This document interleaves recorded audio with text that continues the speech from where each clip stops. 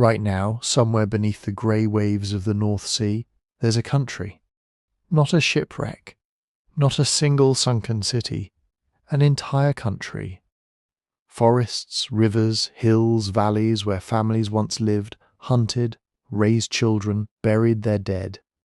A landmass roughly the size of Britain itself, sitting silent under 100 feet of freezing salt water, fishing trawlers dragging their nets right over what used to be someone's home.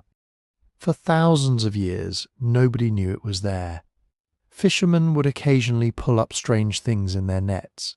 Chunks of preserved wood, bones that looked wrong somehow, too old, too dense.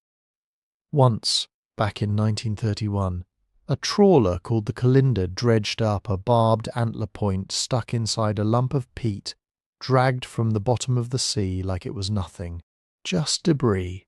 Just junk to toss back overboard, except it wasn't junk.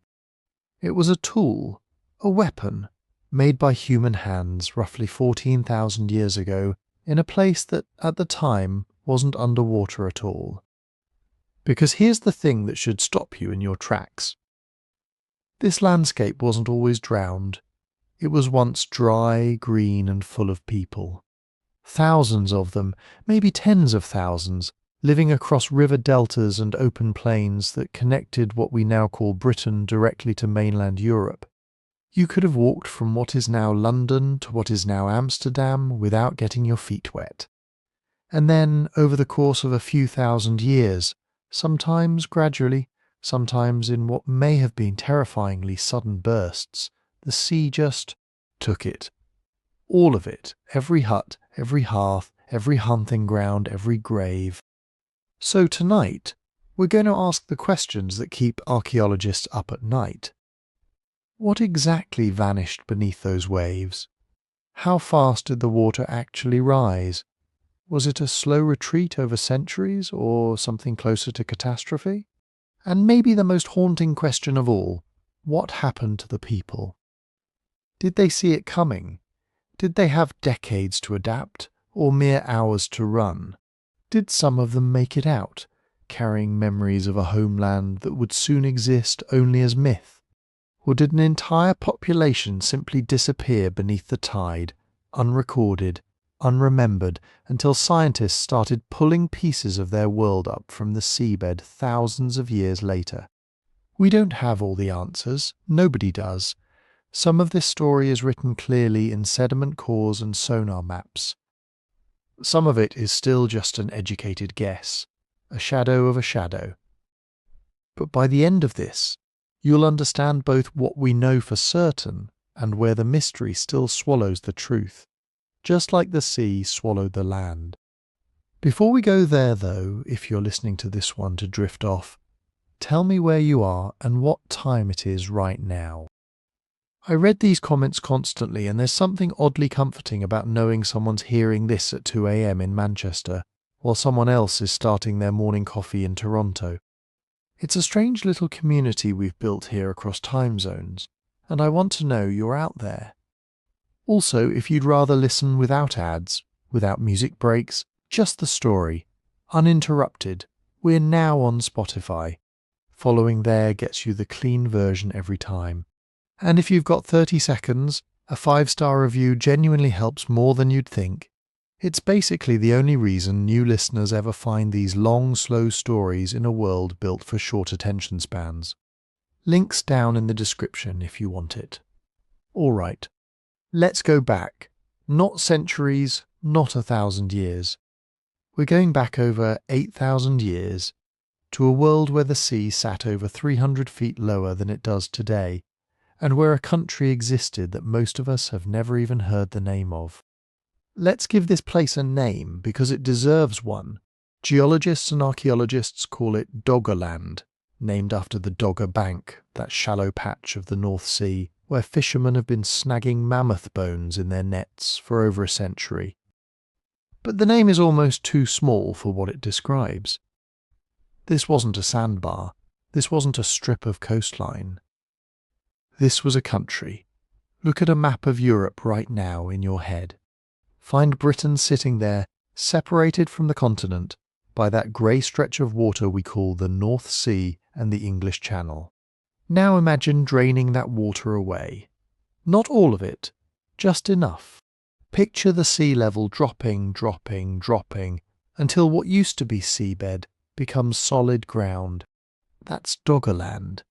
It sat exactly where the North Sea sits today, stretching from the eastern coast of Britain all the way across to what's now the Netherlands, Denmark, and the northern coast of Germany. If you had stood on a hill in ancient Doggerland and looked in any direction, you wouldn't have seen an island nation. You wouldn't have seen a continent either. You'd have just seen more land. Because for thousands of years, Britain wasn't an island at all. It was simply the western edge of Europe, connected by an unbroken stretch of ground that people could walk across without a second thought. Try to picture what that ground actually looked like, because it wasn't some barren strip of mudflat waiting to be flooded. It was, by most reconstructions, one of the richest environments in Ice Age and post-Ice Age Europe. Slow-moving rivers wound their way through broad valleys, fed by melting glaciers to the north. Some of those rivers were massive, comparable to anything flowing through Europe today. Archaeologists have traced what they believe was the ancient course of the Rhine, joining with the Thames and other river systems, all converging into a single enormous river delta somewhere in what's now the middle of the North Sea. Around those rivers, wetlands spread out for miles. Reed beds, marshes, shallow lakes that would have been thick with waterfowl in the spring and summer. Further from the water, the land rose into gentle hills, covered in mixed woodland, birch and pine, giving way to hazel and oak as the climate warmed over the centuries. And beyond that, open grasslands and low rolling plains, the kind of terrain that would have supported herds of red deer, wild boar, elk, and in the earlier, colder centuries, maybe even the last few mammoths clinging to the edges of a changing world. This was not a wasteland people crossed to get somewhere better. This was somewhere better. This was, by a lot of measures, prime real estate. Coastal access for fishing and shellfish gathering. Freshwater rivers full of salmon and other fish making their seasonal runs. Wetlands packed with birds, eggs, and edible plants. Forests offering game, timber, fuel, and shelter. If you were a hunter-gatherer living roughly 10,000 years ago, Doggerland wasn't a place you passed through on your way to somewhere important. It was the destination. It was home. Now, here's where we need to slow down for a second, because you've probably heard this place described as roughly the size of Britain. And that comparison gets repeated so often, it starts to sound like an exact measurement, like someone pulled out a tape measure 8,000 years ago and wrote the number down. It wasn't. It's an estimate, and more importantly, it's an estimate that kept changing, because Doggerland itself kept changing. This wasn't a fixed piece of land that existed at one size for thousands of years, and then vanished all at once. It was shrinking constantly, slowly losing territory to the rising sea over a span of several thousand years. Which means the size of Britain comparison is really only true for a specific window of time, a snapshot from somewhere in the middle of the story. Go back further to the depths of the last ice age, when sea levels were even lower, and Doggerland was almost certainly larger than Britain, forming one continuous landmass stretching from Ireland to Scandinavia. Come forward a few thousand years and it's already shrunk down to something closer to a large peninsula. Then a cluster of islands, then finally nothing but scattered sandbanks poking above the waves during low tide.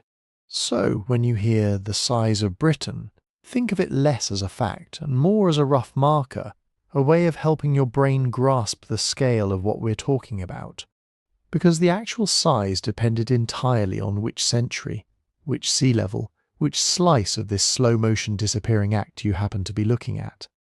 What matters more than the exact square mileage is understanding what this land actually did for the people living on it and around it. And this is where a lot of the popular imagination gets it slightly wrong. Doggerland gets called a land bridge so often that it's easy to picture it as some narrow strip of ground, a causeway that people scurried across to get from one side to the other, the way you'd picture a bridge over a river. But that framing misses almost everything important about the place.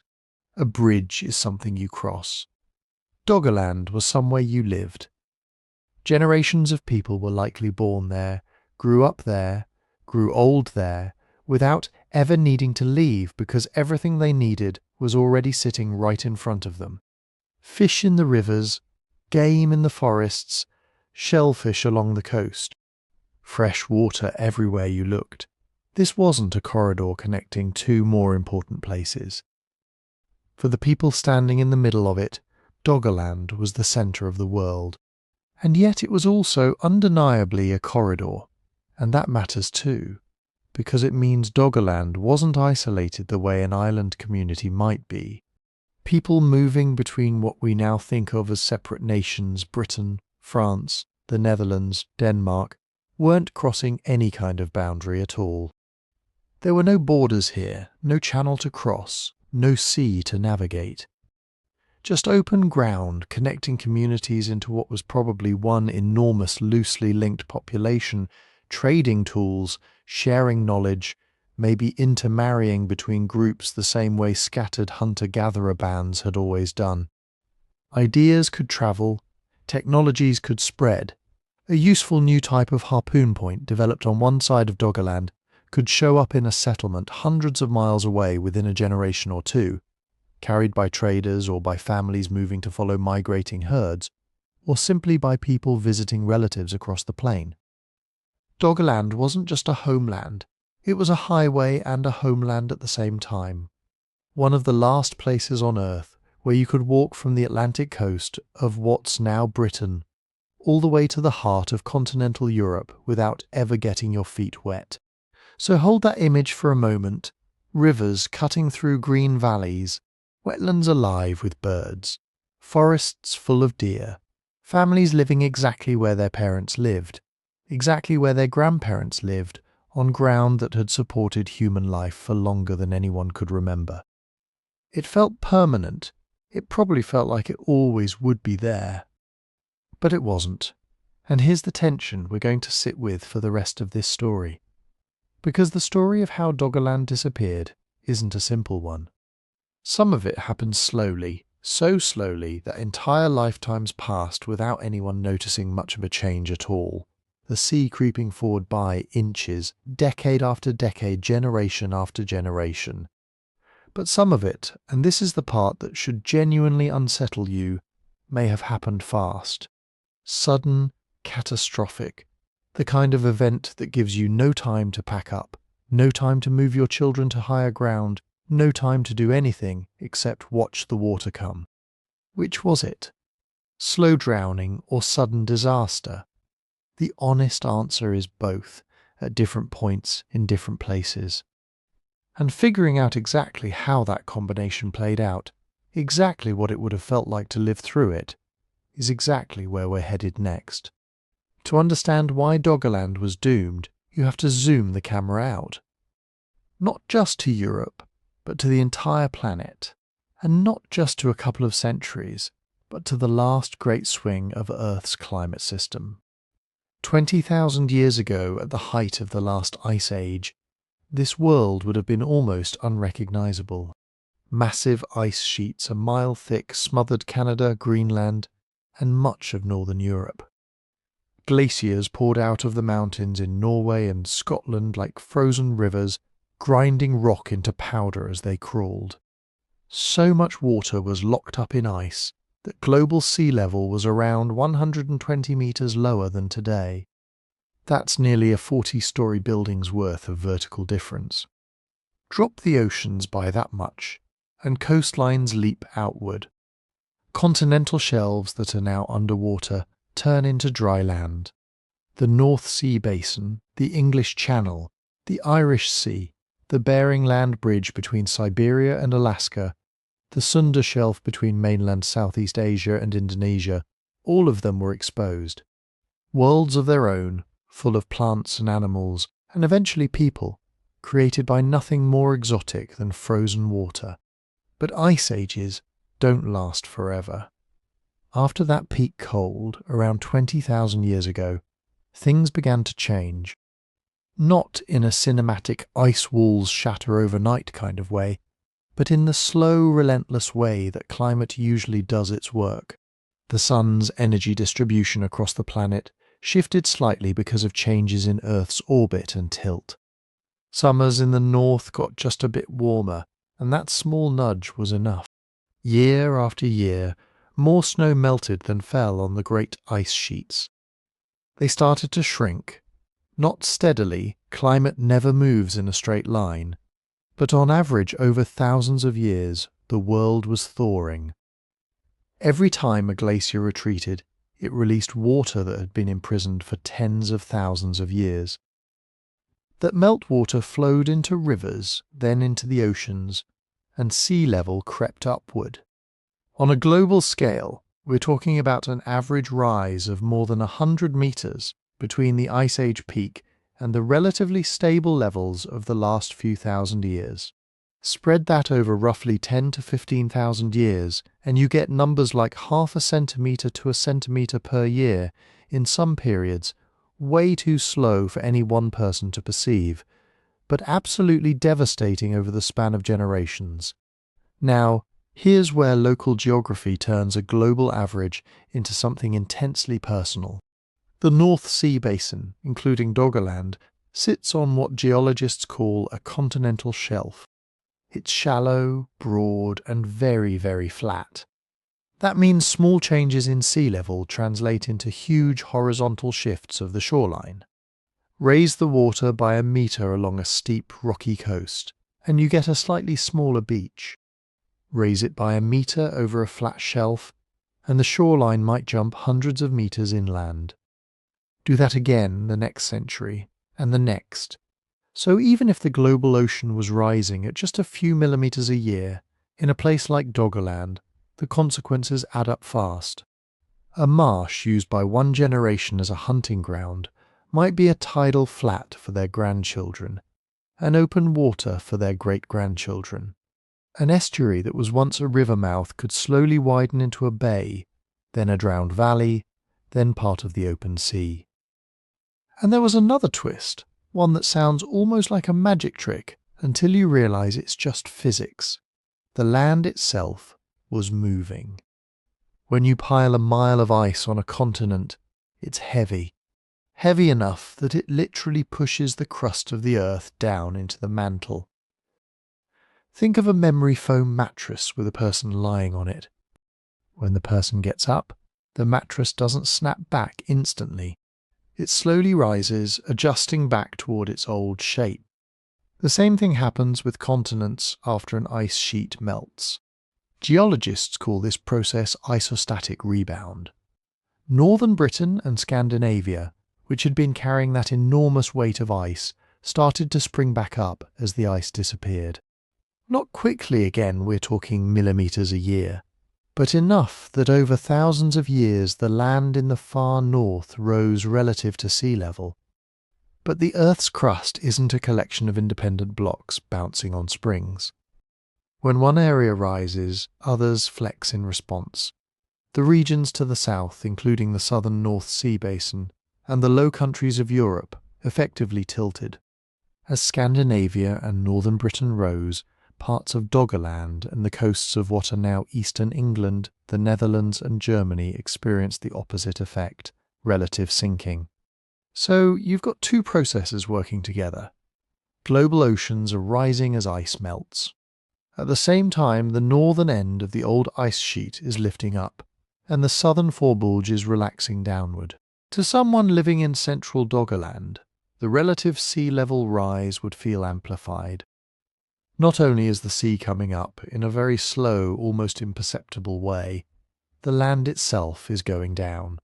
Put those pieces together, and you get a picture of a landscape in motion, not at human walking speed, but at human lifetime speed. Over a single lifetime, nobody is watching the waves climb the same cliff like a ruler. But they might notice that the old path along the marsh edge is soggier every spring. that the place where their grandparents camped is now only usable in the dry season, that a sandbar that once broke the waves offshore is gone, and storms come in harder. Over a few generations, those little shifts add up to decisions. Move the camp a bit inland, fish in the new lagoon where the river used to split. Abandon the low-lying hollow that now floods more often than not. The shoreline isn't a line at all, it's a moving zone, and for the people of Doggerland it would have been creeping toward them for as long as anyone could remember. That's the long trend. A warming world, melting ice, rising seas, land flexing under the weight of its own geological history. Slow, steady, grinding change, but the long trend isn't the whole story. Superimposed on that background rise were sudden pulses, brief intervals when sea level jumped faster than usual because a major ice sheet collapsed or a giant glacial lake drained catastrophically into the ocean. These meltwater pulses show up in coral reefs and sediment cores as steps in the curve, not a smooth ramp. And beyond the meltwater itself, there were abrupt jolts in the climate system, shifts in ocean circulation, in wind patterns, in rainfall that could transform regional environments within a couple of human generations or less. This difference between the slow, predictable creep of the average and the sharp spikes of the exceptional is crucial. The people of Doggerland lived with the slow part. They adapted, nudged their settlements, altered their routes. But every so often the planet would throw in something sharper. A century of faster sea level rise, a sudden cold snap, a flood that carved new channels where none had existed.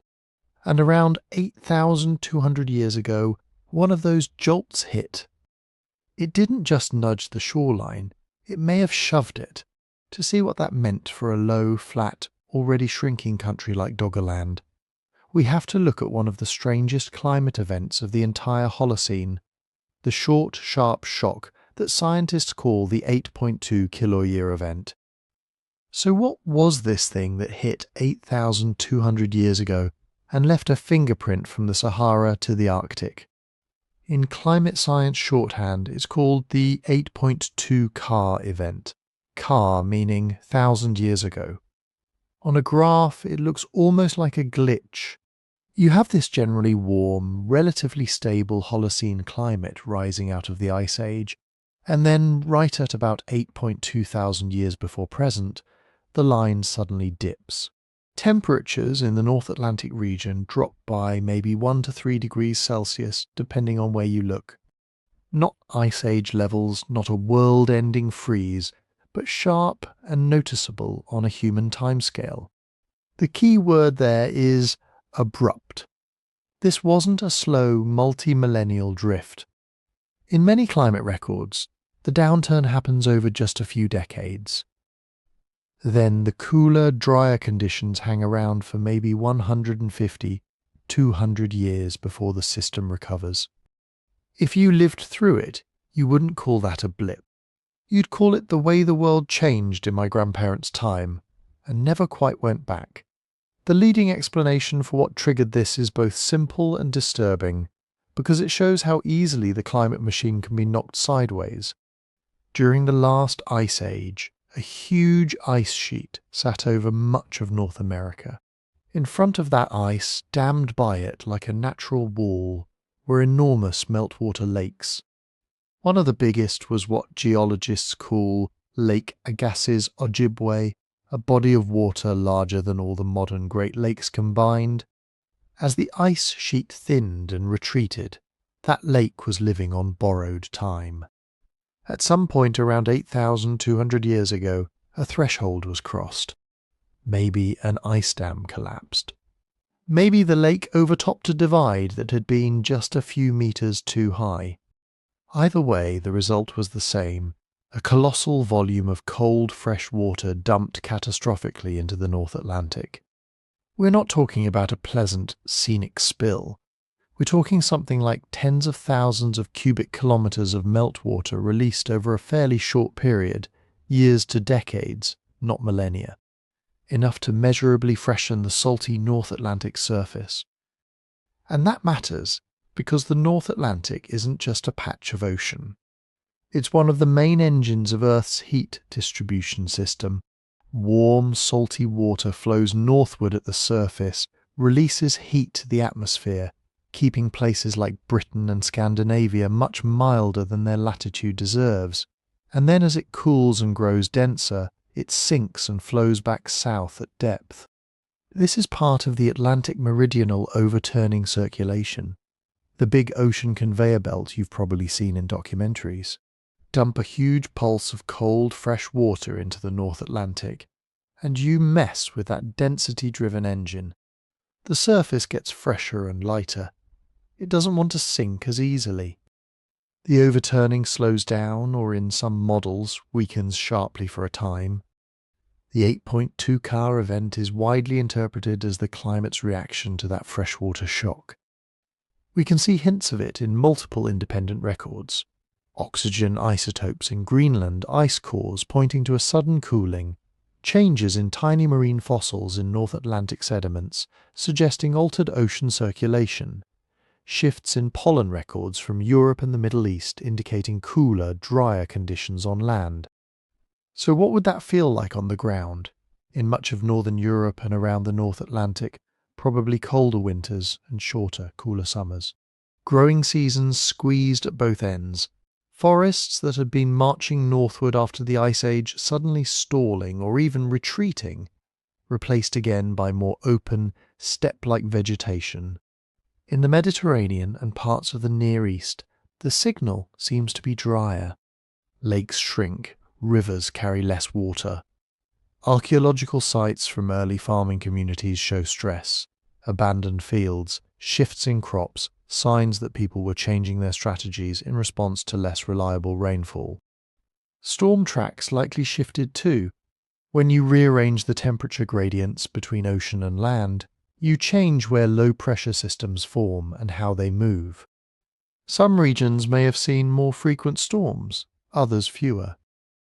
Seasons might have become less predictable, with late frosts or unusual cold snaps becoming the kind of thing elders told stories about. Now, notice what we haven't mentioned yet, an instant global jump in sea level. Because this is where it gets counterintuitive. If you suddenly pour an enormous lake into the ocean, you're adding water. Globally, sea level does go up, but the magnitude of that specific jump from the 8.2 car lake outburst looks relatively modest compared to the total post-glacial rise. We're talking on the order of maybe a few tens of centimetres, quite possibly spread over decades. That's meaningful for coasts, but it's not a Hollywood wall of water engulfing continents overnight. And there's another twist. When you remove a big blob of ice from one part of the planet and spread its water over the oceans, the sea doesn't rise evenly everywhere. Gravity, crust flexing, Earth's rotation, all of that matters. Close to the former ice load, sea level can actually fall as the gravitational pull of the ice weakens and the land rebounds upward. Farther away it rises more than the global average, so the 8.2 car event is not the day Doggerland went under. It's not even necessarily the biggest single contribution to sea level rise that its people experienced. What it seems to be, instead, is a climate shock layered on top of an already rising ocean.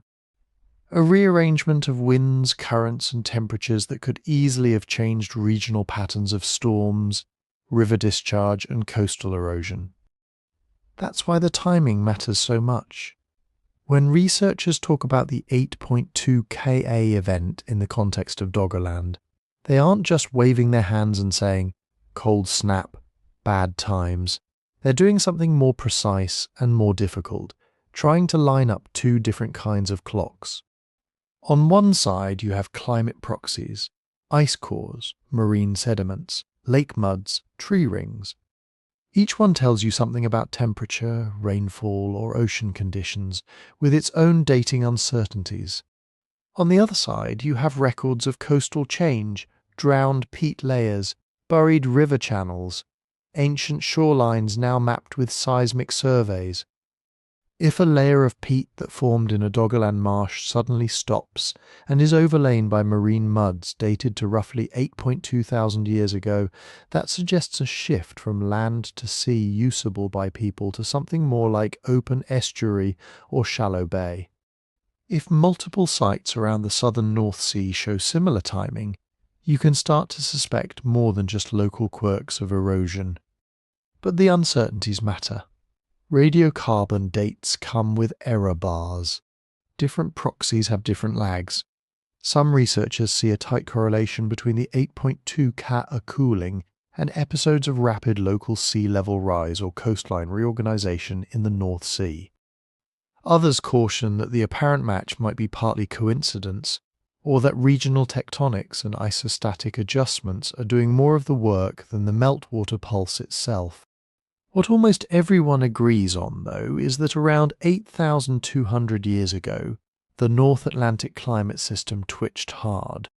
For low, flat landscapes already under slow siege from the sea, that twitch could have been the difference between "we'll move the camp next generation" and "we have to move now." To see how a pulse of meltwater on the far side of the Atlantic can translate into the drowning of specific rivers, marshes and hunting grounds in Doggerland, we need to zoom in on the chain of cause and effect, from glacial lakes to ocean circulation to regional sea level to the exact shapes of coasts and estuaries. Let's start with a number that sounds almost boring. Since the end of the last ice age, the average global sea level rise during the Holocene has been on the order of a few millimeters per year, trending downward over time. Not nothing, but not terrifying either. On a calm, well-behaved graph, it's a gentle slope. But averages are liars. That smooth curve hides the fact that sea level doesn't climb like an escalator. It jumps, it stalls, it surges. It responds to thresholds being crossed in ice sheets, lakes, and ocean currents. And sometimes, for a human standing on a low coast, a bit faster than average is the difference between a lifetime of slow retreat and one generation watching familiar ground vanish. Those post-glacial meltwater lakes in North America and elsewhere didn't always drain in polite, steady trickles. Some failed catastrophically. When that happens, you get what geologists call a meltwater pulse, a relatively rapid injection of water into the oceans, layered on top of the background rise from general ice melt. We're not talking hours, we're talking years to decades. But even spread over, say, a century, the effect can be dramatic.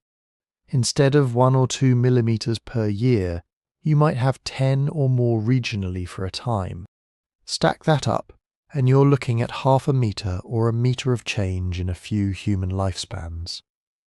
In a mountainous coastline, that's annoying. In a broad, shallow continental shelf like the southern North Sea, that's transformative. Here's where it gets non-intuitive. When a pulse of water enters the global ocean, it doesn't just raise the surface like filling a bathtub. The Earth's gravity field, the shape and flexibility of its crust, and even its rotation make the sea surface lumpy. And those lumps move when you move ice and water around. Think of a huge ice sheet as a kind of gravitational bully. Its mass pulls nearby ocean water toward it, making sea level higher along its margins than it should be. When that ice melts, you remove some of that pull. Water redistributes. Close to the former ice sheet, sea level can actually fall or rise less than the global average as the land flexes upward.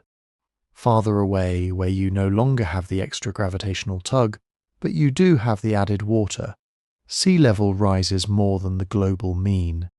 These patterns are called sea level fingerprints, and every ice sheet and meltwater source writes a slightly different one onto the oceans. For the people of Doggerland, that meant their fate wasn't tied simply to how much water was in the ocean, but to where that water came from, and how the solid earth was responding under their feet. Northern Europe was sitting in the rebound zone of the vanished Scandinavian and British-Irish ice sheets. The crust there was still slowly springing back after being squashed for tens of thousands of years. In some places, land was actually rising faster than the global ocean, causing local relative sea level to fall or stabilize for a while. In others, farther from the old ice centre, the rebound was weaker, while extra meltwater from Greenland and North America was pushing the ocean up. The result is a patchwork of local sea level histories even within the same basin. Now layer the geometry of the North Sea shelf on top of that. The area that includes Doggerland is not a sheer drop from land to deep ocean. It's a vast, shallow ramp.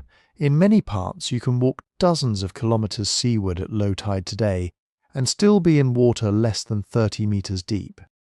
Back when sea level was lower, those same depths were dry plains crisscrossed by rivers and wetlands.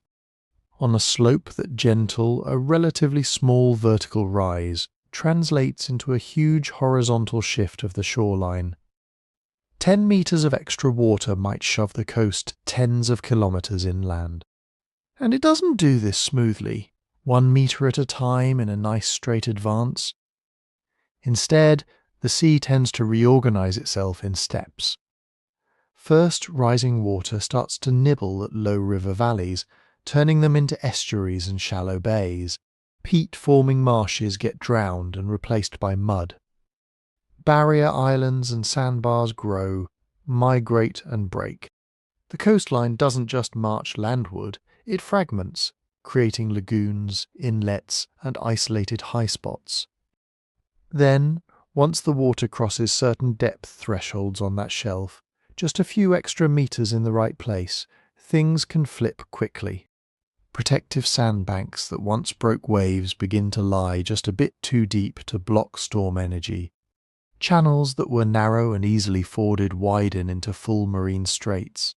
What had been a patchwork of rivers and lakes tied loosely to the open sea can, over a few generations, reorganise into a broad continuous gulf. In the sediment record, this shows up as what coastal geologists call drowning sequences, layers where terrestrial or nearshore deposits suddenly give way to fully marine muds and sands, sometimes with only a thin transition. Not gradual centimetre by centimetre creep, but episodes where a particular stretch of lowland flips decisively from landscape to seascape. Did that happen all at once across Doggerland? Probably not, and this is where the uncertainties bite. Reconstructing local sea level history in the southern North Sea is hard. Dates have error bars of centuries. The land itself has been warping unevenly due to isostatic rebound and subtle tectonics. Storms and currents have eroded and reworked the very sediments we'd most like to read as a diary. Different models of glacial rebound and different interpretations of radiocarbon dates can give you slightly different curves. In some reconstructions, the area that would become Doggerbank stayed above water as a large island until 5,000 or 6,000 years ago. In others, it fragments earlier. Some studies suggest brief episodes of particularly rapid local rise, on the order of several metres per century, superimposed on the longer trend. Others argue for a smoother, though still relentless climb. What most lines of evidence agree on is that the southern North Sea didn't vanish in a single gulp. It drowned in stages. Low-lying basins and channels went first. Marshes and peat bogs turned to estuaries. Wide habitable plains shrank into archipelagos and then into a few last uplands. Meltwater pulses and shifting sea level fingerprints didn't just make the water higher, they may have controlled when those stages kicked in. A few extra decimeters of rise during a pulse, arriving at exactly the moment a key channel deepened or a sand barrier weakened, could trigger a rapid reconfiguration, a river valley becoming a bay becoming open sea. From the perspective of a climate graph, it's just a wiggle. From the perspective of a hunter setting his nets in a Doggerland river, it could look like the world suddenly deciding, here is where the shoreline will jump. These are the dynamics that make Doggerland's story feel jerky rather than smooth.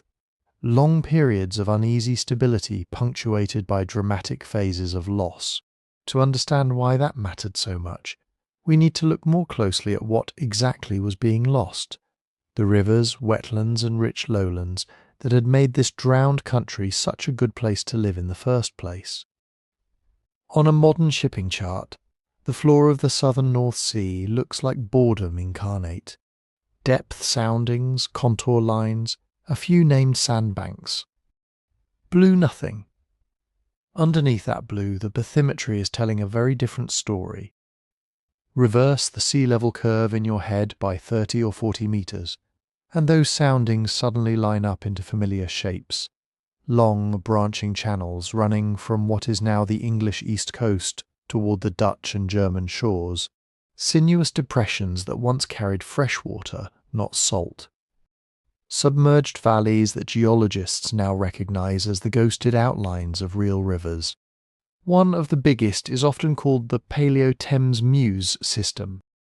In the coldest phases of the last glacial, the Thames didn't conveniently pour into the English Channel the way it does now.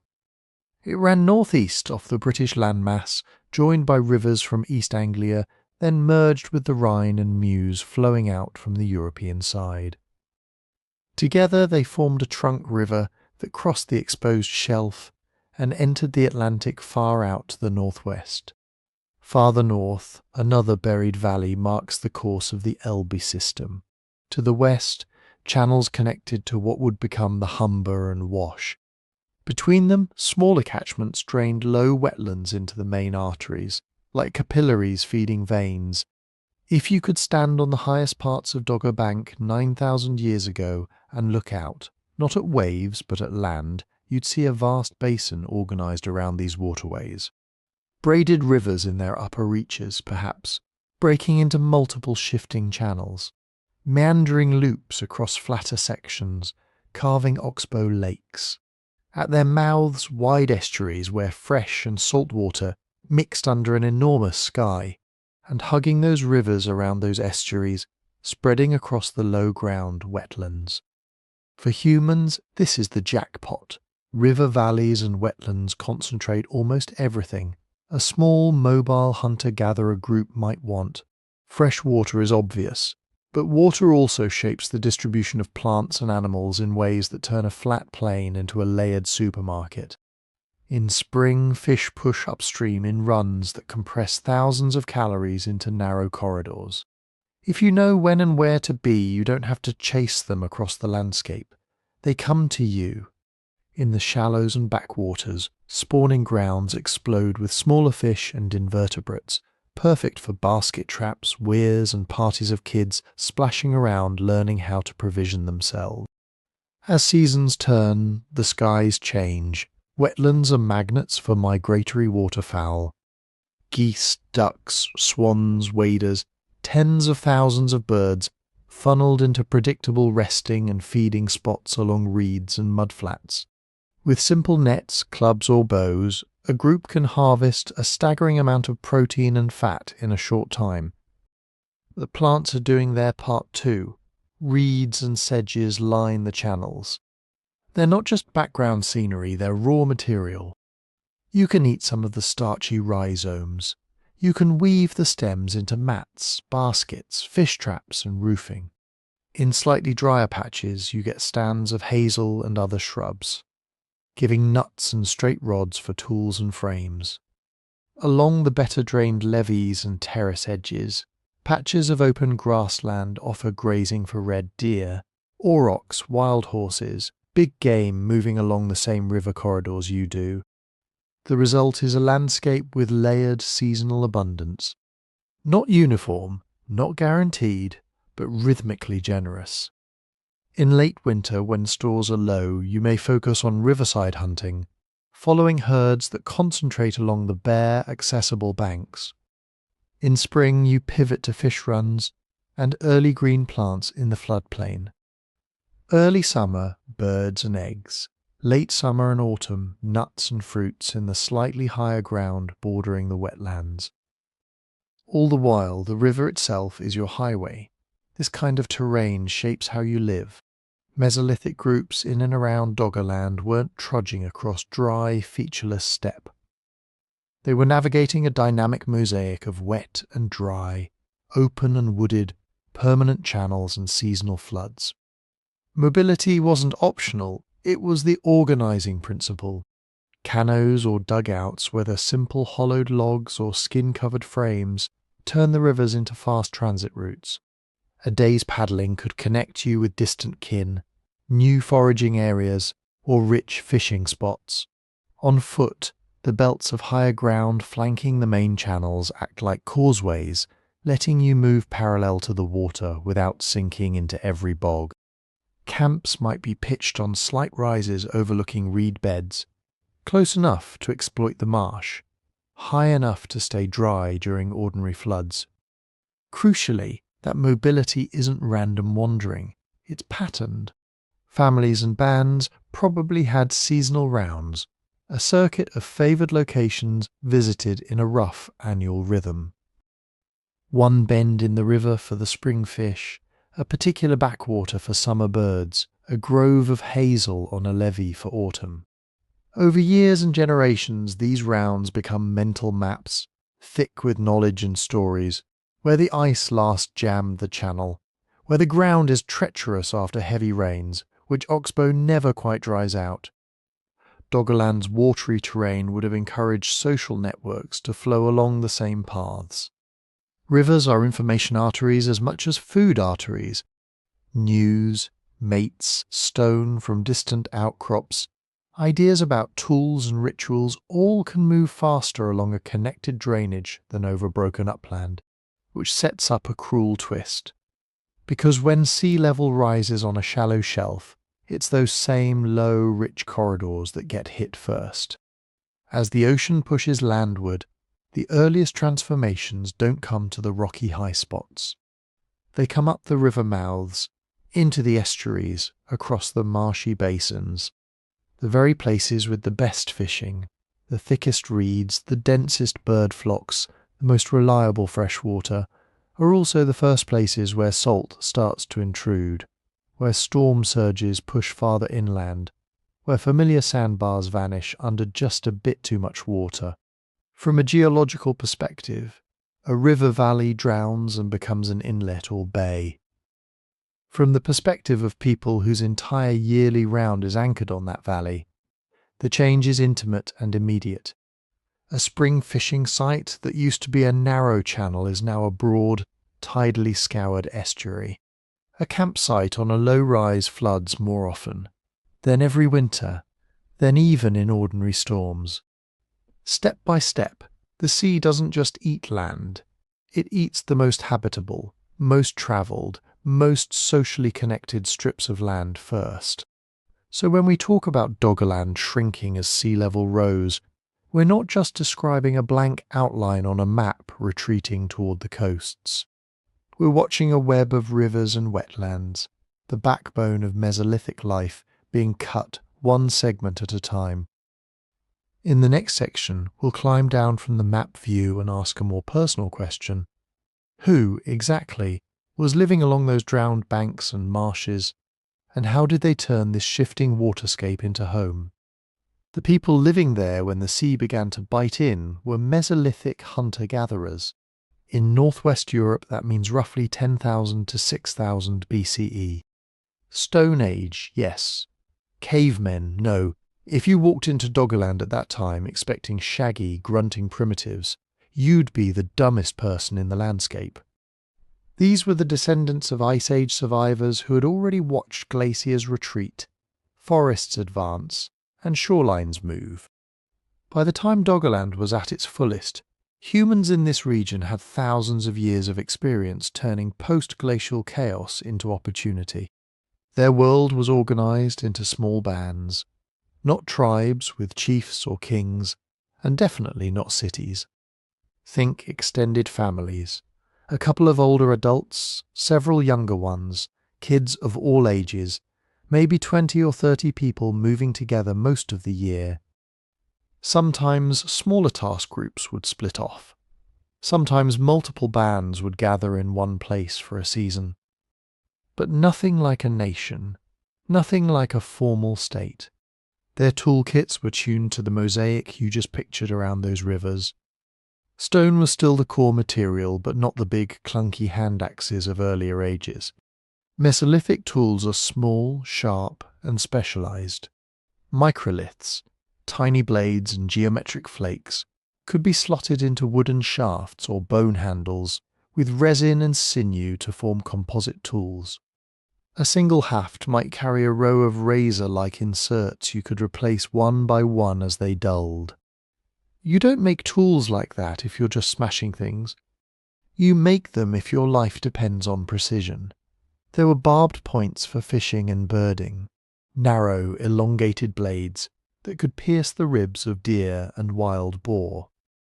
Scrapers shaped for working hides into clothing and shelter coverings. Drills and awls for punching holes in leather, bark and bone. And behind the stone there would have been an invisible world of woodwork, paddles, spear shafts, frames for sleds, and travois, yokes for dragging carcasses or gear.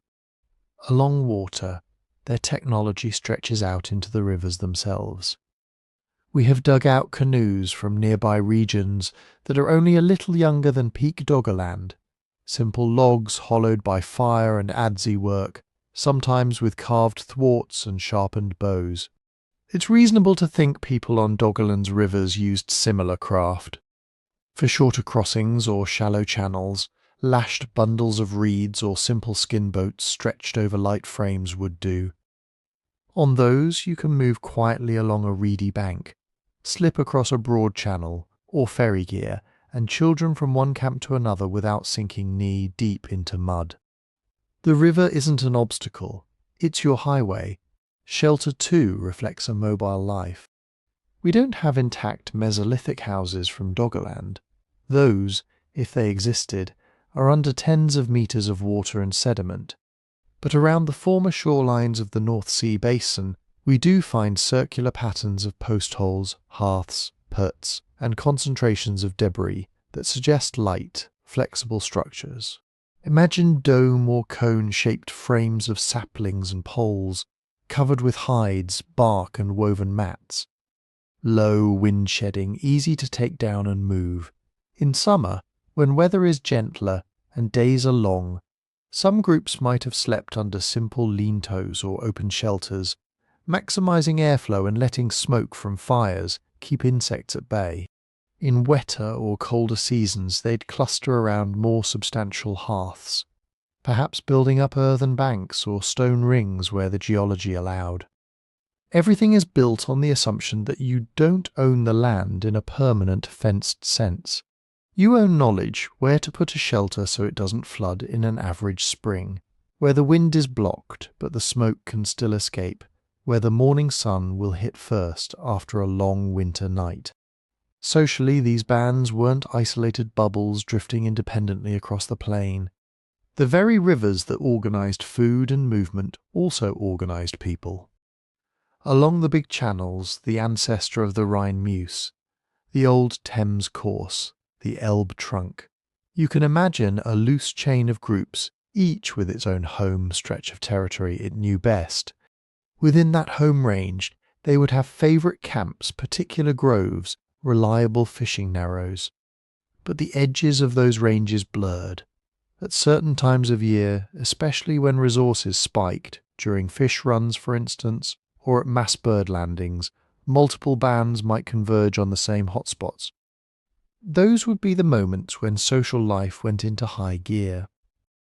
Marriage partners exchanged, stories swapped, new tool designs noticed and imitated, pieces of stone from a faraway outcrop, or shells from a distant shore, quietly changing hands.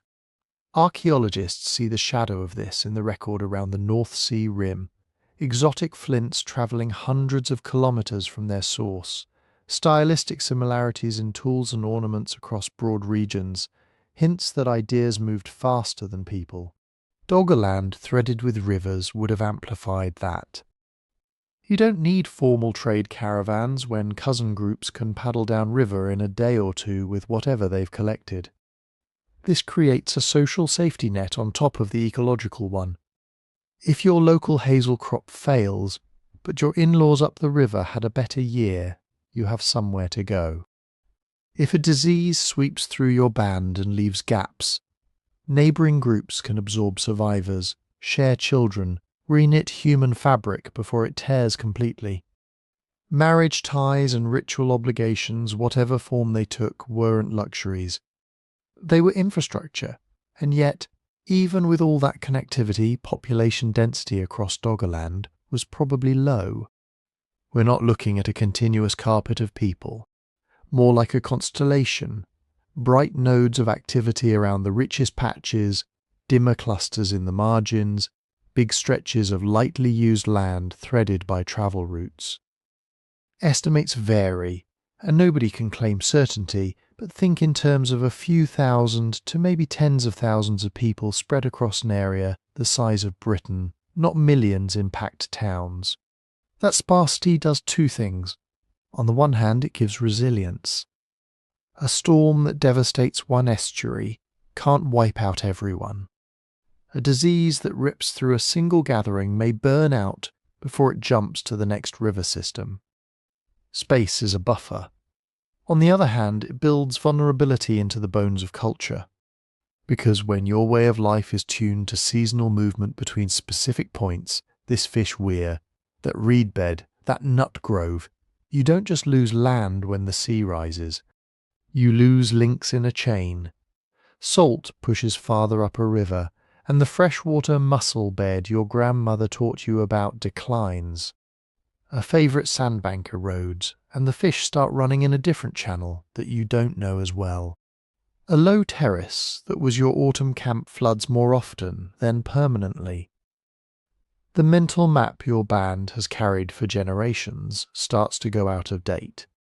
Here, those tight social networks cut both ways.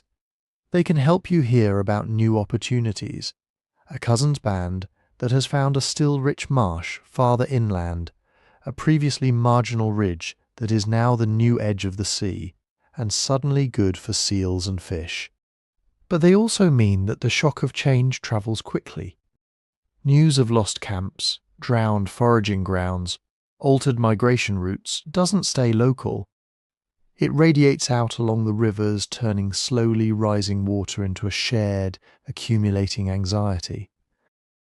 Doggerland's Mesolithic societies were not static victims waiting for disaster. They were flexible, mobile, socially entangled, and technically skilled. Those qualities would help some of them adapt as coastlines shifted, at least for a while. In the next section, we'll look at how we can say any of this with a straight face when the actual landscape is under the North Sea. The cores, sonar images, and accidental finds that let us reconstruct a lost country and the lives it once supported. If the whole thing is underwater, how can anyone talk about its rivers, its marshes, its people, without just making it up? The answer is that for the last century or so, engineers and geologists have been mapping the North Sea for reasons that had nothing to do with lost worlds. They wanted oil, they wanted gas, they wanted to lay cables and pipes and make sure they didn't hit anything awkward on the way. To do that, you need to know what the seabed looks like, and not just the surface. You need to see down into it, so ships went back and forth in straight lines, dragging instruments that send sound into the seafloor. The method is called seismic surveying. You fire a pulse, compressed air, a kind of underwater thump, and you listen for the echoes that bounce off different layers of rock and sediment below. Rock, sand, mud, peat, they all reflect sound differently. By measuring how long it takes each echo to return and how strong it is, computers stitch together long vertical slices through the earth. Stack those slices side by side and you get a three-dimensional model of the buried landscape. When those first models were interpreted, drillers weren't looking for ancient rivers. They were staring at the deeper layers where oil-bearing rocks sit. But the shallower parts of those images kept showing the same pattern. Branching U-shapes and V-shapes cut into the older surface, some as wide as modern estuaries, all now filled with younger sediments. To a geologist, that's not noise, that's topography. Those are river valleys, floodplains, channel networks. By tracing them, you can draw coastlines. Follow a buried river toward what is now Denmark, and you find where it would once have met the sea. Follow another toward eastern England, and you see where low ridges would have formed dry corridors between marshes. Stitch all the rivers and basins together, and suddenly some sandbanks in the North Sea turns into a full-blown lowland the size of a modern country. Seismic data tell you the shape. They don't tell you what was living there. For that you need to pull the seafloor up in your hands. Across the North Sea, research vessels and commercial rigs drill narrow cores down through the sediments. Think of it as taking a long, thin biopsy of Earth. Each core is a column of layers: mud, sand, peat, sometimes compacted clays or shell-rich horizons, stacked one on top of the other like pages in a book. Peat is the giveaway. You don't get peat forming in open ocean. You get it from waterlogged soils, bogs, fens, marshy woodland, where plant material piles up faster than it rots. When cores from what is now 40, 50, even 100 meters of water depth hit thick peat bands, you're not looking at some weird deep-sea anomaly. You're looking at former land surfaces, old ground. Slice those peats and silts thin, put them under a microscope, and the world gets more detailed still.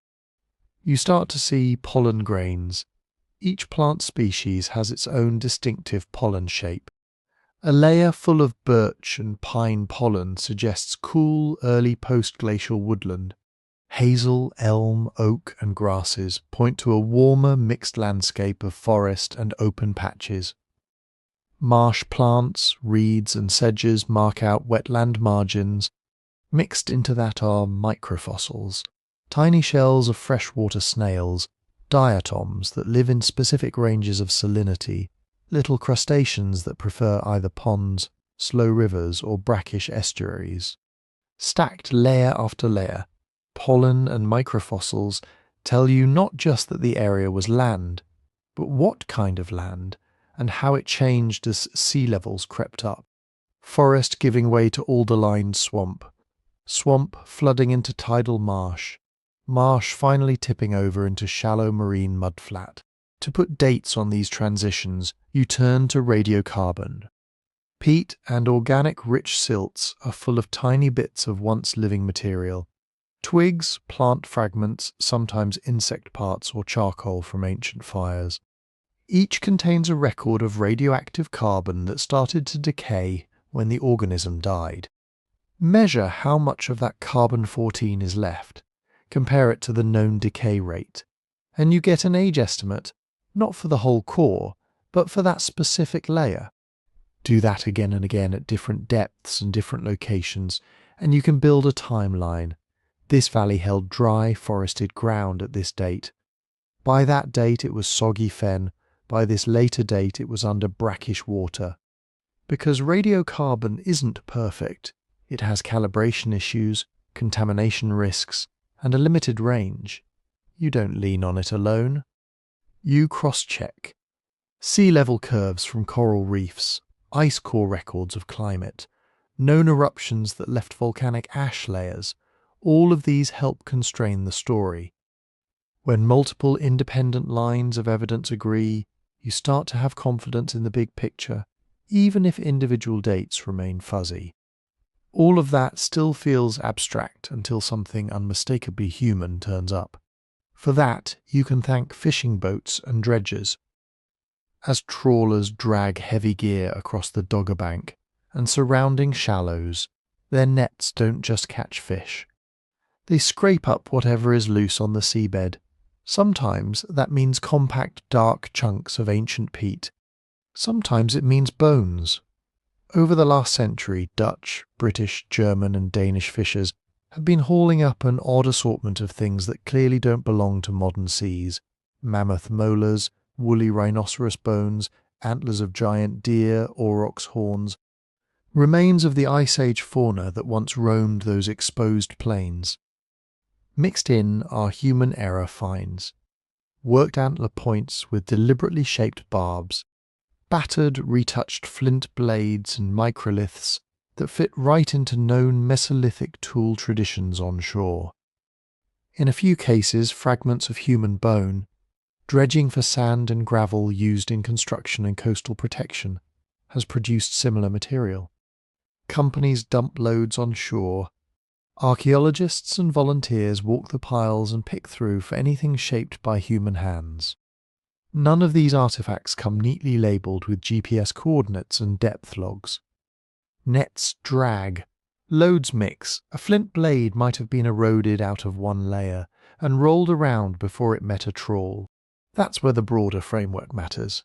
If seismic maps show a buried river channel, if core samples from that channel's floodplain carry forest peat dated to 8,500 BCE, if trawlers over that same area repeatedly bring up Mesolithic-style tools and bones of animals that, like river margins and wetlands, you start to see convergence.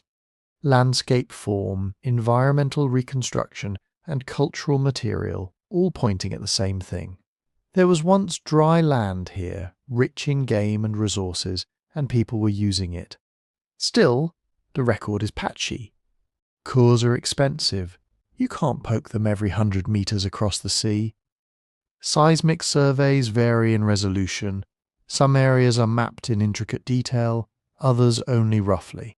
Trawling samples the seabed wherever boats happen to go, not where archaeologists wish they'd gone. Preservation is biased too. Wood rots, light shelters vanish.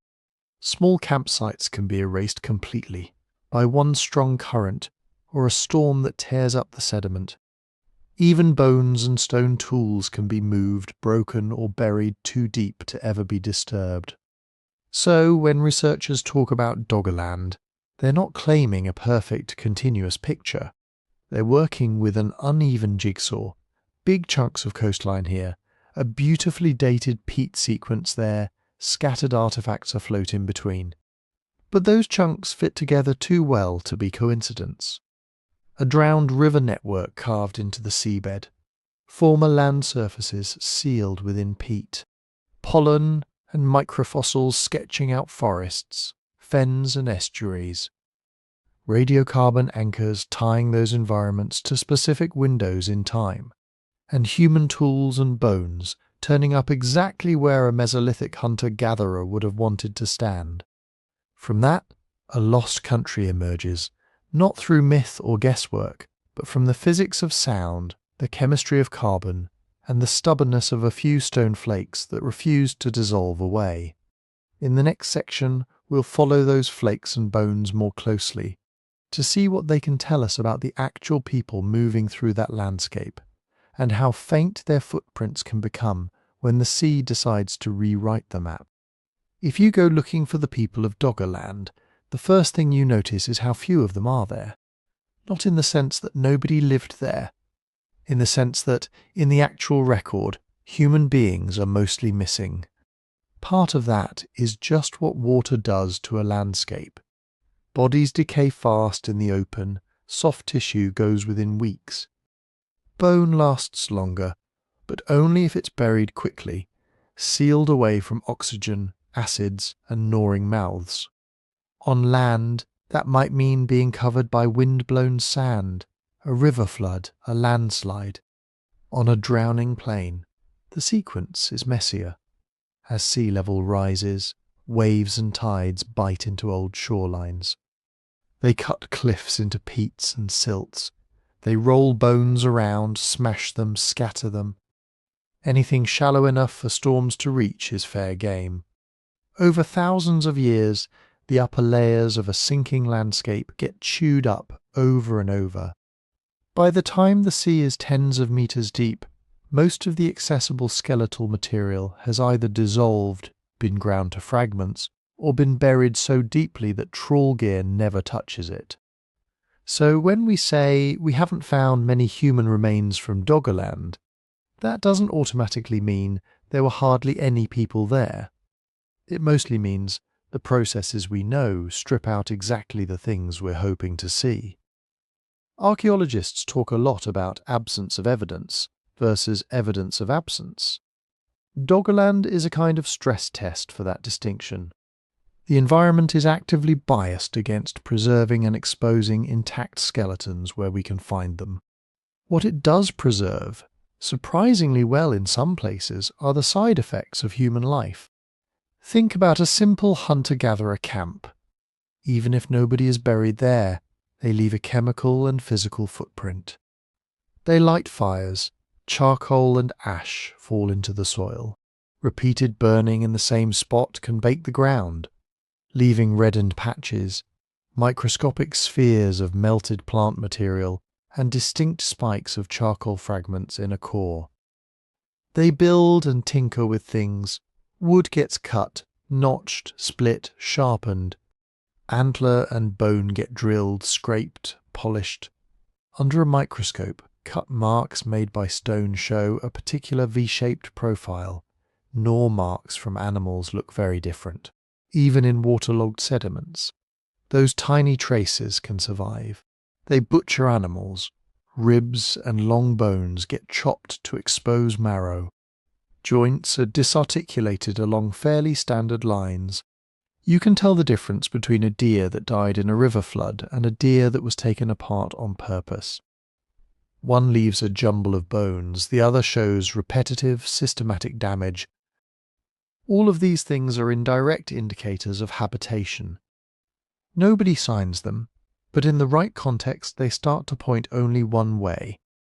Around the North Sea, a few discoveries have become anchor points for that human presence.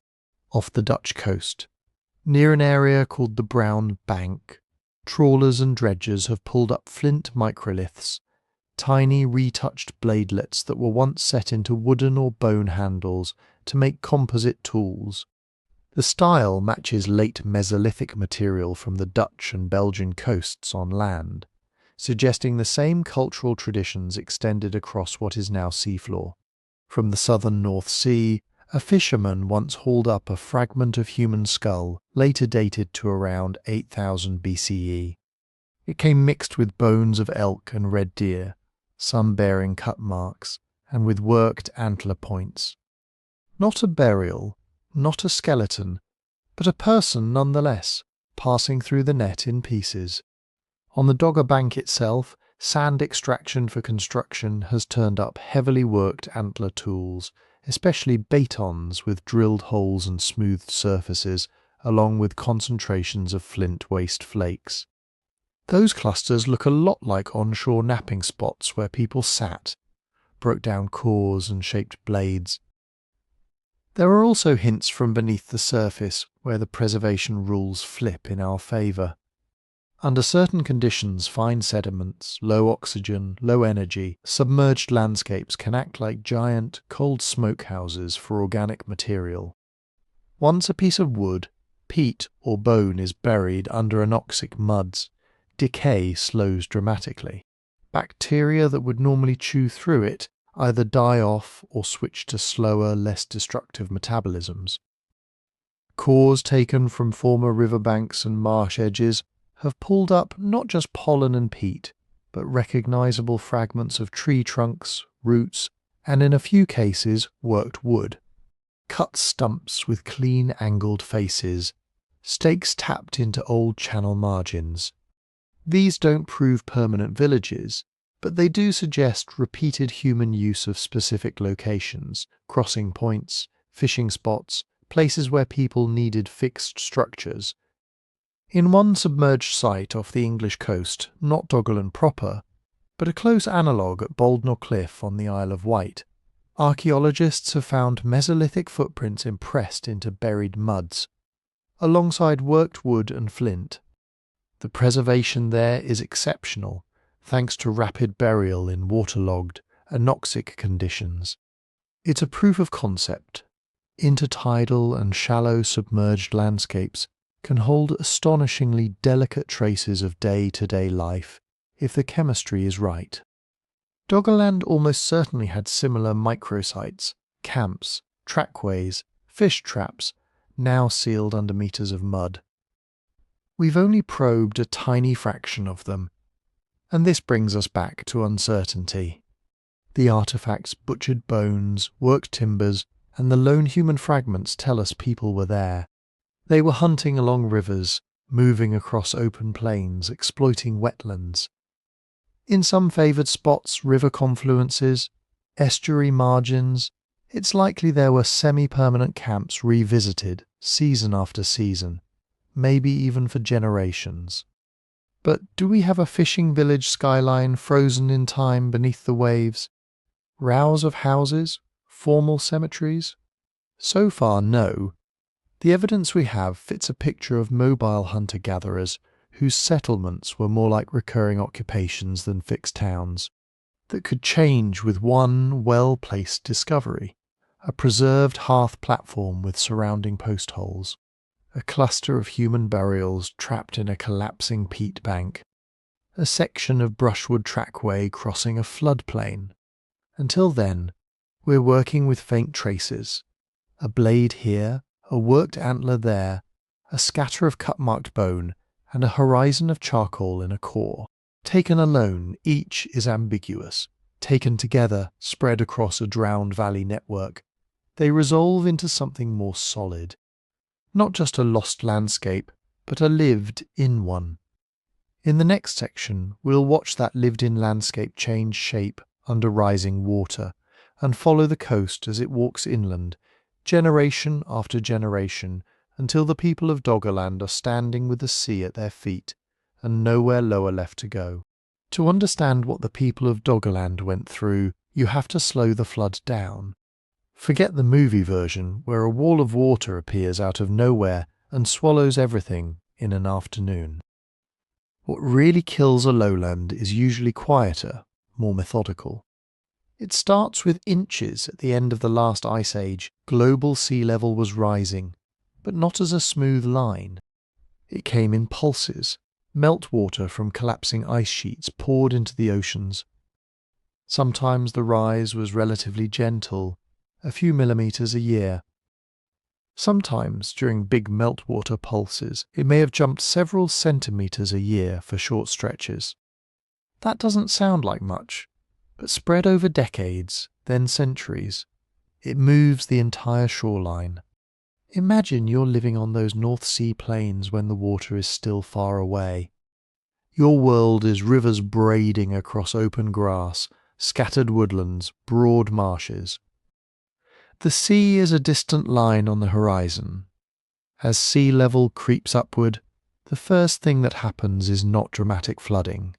It's that the tide line starts to work its way inland along the lowest routes it can find, river mouths, shallow valleys, old lake basins. What used to be a firm, grassy floodplain near the coast becomes a soggy bottom where the water stays a little longer after each high tide. Patches of salt-tolerant plants appear in what was once fresh marsh. Low spots that used to dry out in summer start to hold standing water year-round. This is the beginning of salinization, salt water pushing inland under and through the soil. From a distance, the landscape still looks the same. Up close, everything important is changing. Freshwater wetlands are biological engines. They give you reeds for mats and roofs, fish in the shallows, waterfowl, amphibians, edible tubers. Mesolithic people were specialists at squeezing calories out of exactly these kinds of environments. But almost all those species are sensitive to salt. As the sea rises, salt water begins to intrude during high tide and storm surges. It seeps into the peat and silts. Ponds and channels that were reliably fresh become brackish. Fish species shift. Some plants wither, others move upslope if they can. For people, this is an early tipping point. You don't need waves crashing through your camp to be forced to move. You just need your drinking water to taste wrong, your fish traps to sit empty, your kids to start getting sick from water that used to be safe. So you pull back a little, maybe a few 100 meters, maybe a few kilometers. You drag your canoes and your gear to a slightly higher terrace. You keep using the old marsh as long as you can, but your home ground is now perched a bit further from the advancing edge. Over generations, this retreat repeats. Each cohort grows up with elders complaining that the good fishing spots used to be out there, where the sea now is. The shape of the coastline changes too. Early on you have a broad, gently sloping shore. As the sea invades the low spots first, that shore breaks into a chain of shallow, muddy inlets. Former river mouths flare outward, becoming broad estuaries, places where freshwater and saltwater mix, where the tide runs in and out with force. Between those widening estuaries, slightly higher ridges of till and sand remain dry longer. They become peninsulas, then headlands. Behind these headlands, in the old river valleys now partly drowned, lagoons form semi-enclosed bodies of water, shielded from the open sea but ruled by its tides. To a Mesolithic group, these might look like opportunities at first. New nursery grounds for fish, new channels to travel by boat. But lagoons are temporary things. As sea level keeps rising, their protective barriers are overtopped or eroded through. Inlets widen. The line between lagoon and open estuary disappears. Eventually, the estuaries themselves merge. What were once separate river outlets and bays become a single, deeply indented coastal embayment. The old coastal plain is now mostly gone, replaced by a ragged edge of water and land. And then the fragmentation really starts, those higher ridges that held out as peninsulas get cut off. A new channel opens during a storm, a spit of sand is breached. What was a long walk out to the headland becomes a short paddle. The headland becomes an island. For people used to moving on foot, that changes everything. Territory isn't just surface area, it's connectivity.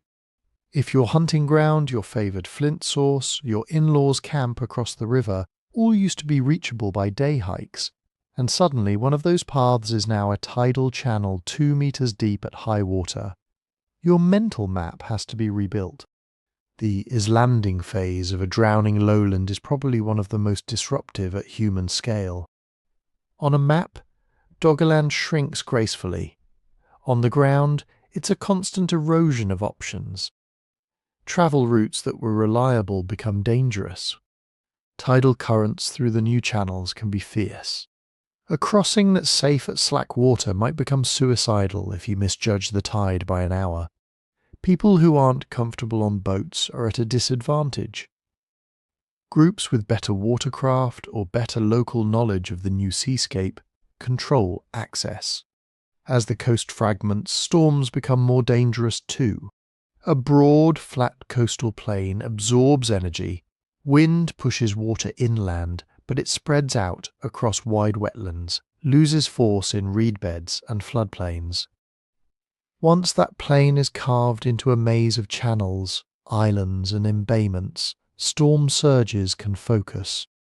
Water piles up in narrow inlets. Wave energy refracts around headlands. Low-lying islands can be hit from multiple sides at once. A storm that would once have just meant a bad night of rain now sends waves ripping across your camp platform, undercutting your hearths, tearing up your moorings. Rafts and dugouts get swept inland or out to sea. We don't have Mesolithic tide gauges, but we do have geological hints of these step changes. In some cores from the southern North Sea, you see peat, evidence of a freshwater marsh, capped abruptly by marine clays, full of tiny shells from salty tidal environments. No smooth, gradual transition, just marsh, marsh, marsh, and then, suddenly, estuary. Those sharp boundaries are the fingerprints of thresholds being crossed. A barrier breached, a channel cut, a storm big enough to reorganize the coastline in one event. Doggerland's drowning wasn't a single catastrophe, but it also wasn't perfectly gradual. It was a long squeeze punctuated by jumps, moments when an extra metre of water or one brutal storm, or the collapse of a sandbar suddenly made whole districts untenable. From the perspective of a map, the country shrank over millennia. From the perspective of a person standing on its soil, it probably felt more like a staircase. Long stretches of uneasy stability, then sudden drops. First, the plains become lagoons. The lagoons become estuaries. The estuaries open into sea. The ridges become islands. And in the end, even the islands vanish below the waves. In the next section, we'll look at one candidate for one of those sudden drops. A real geologically documented tsunami that roared in from the Atlantic and may have turned a marginal homeland into something truly uninhabitable almost overnight. The wave that may have finished Doggerland didn't start anywhere near the North Sea.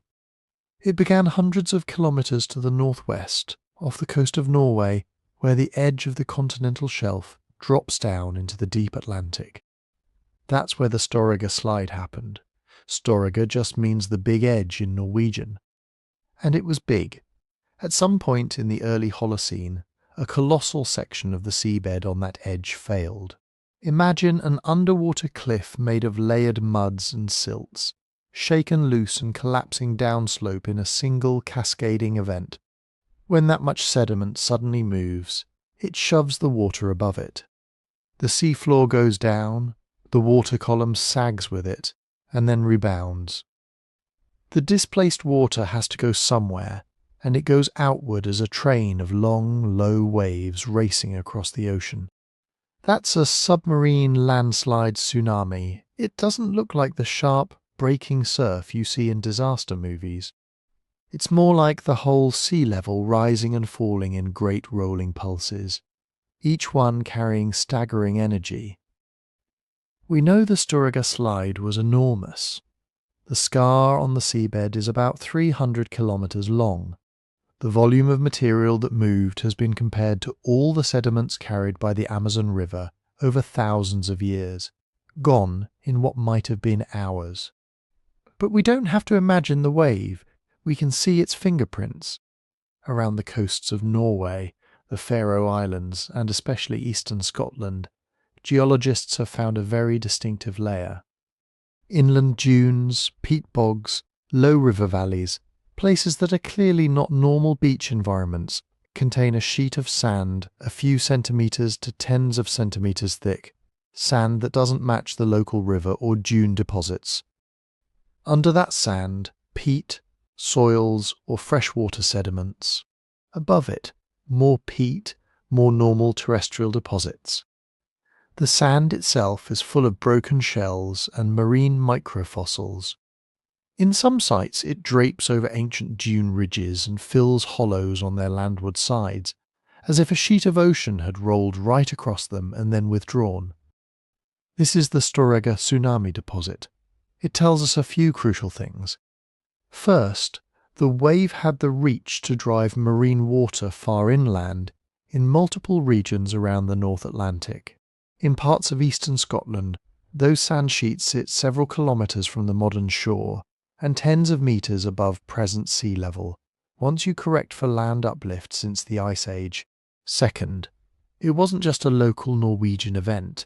The disturbance propagated across basins.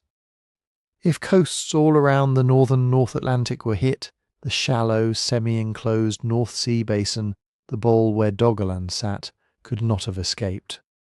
What we don't see is the Doggerland deposit itself. The central plain where the wave would have done its worst is now under tens of metres of later marine muds and sands. Whatever was laid down on that drowned landscape by the tsunami is buried, blurred, or eroded away. So we reconstruct it indirectly. In a deep, flat-bottomed ocean, a tsunami might pass under a ship with barely a bump. In shallow water, everything changes. As the wave enters shallower depths, it slows. The back of the wave catches up with the front. energy piles up. The wave grows taller, steeper, more dangerous.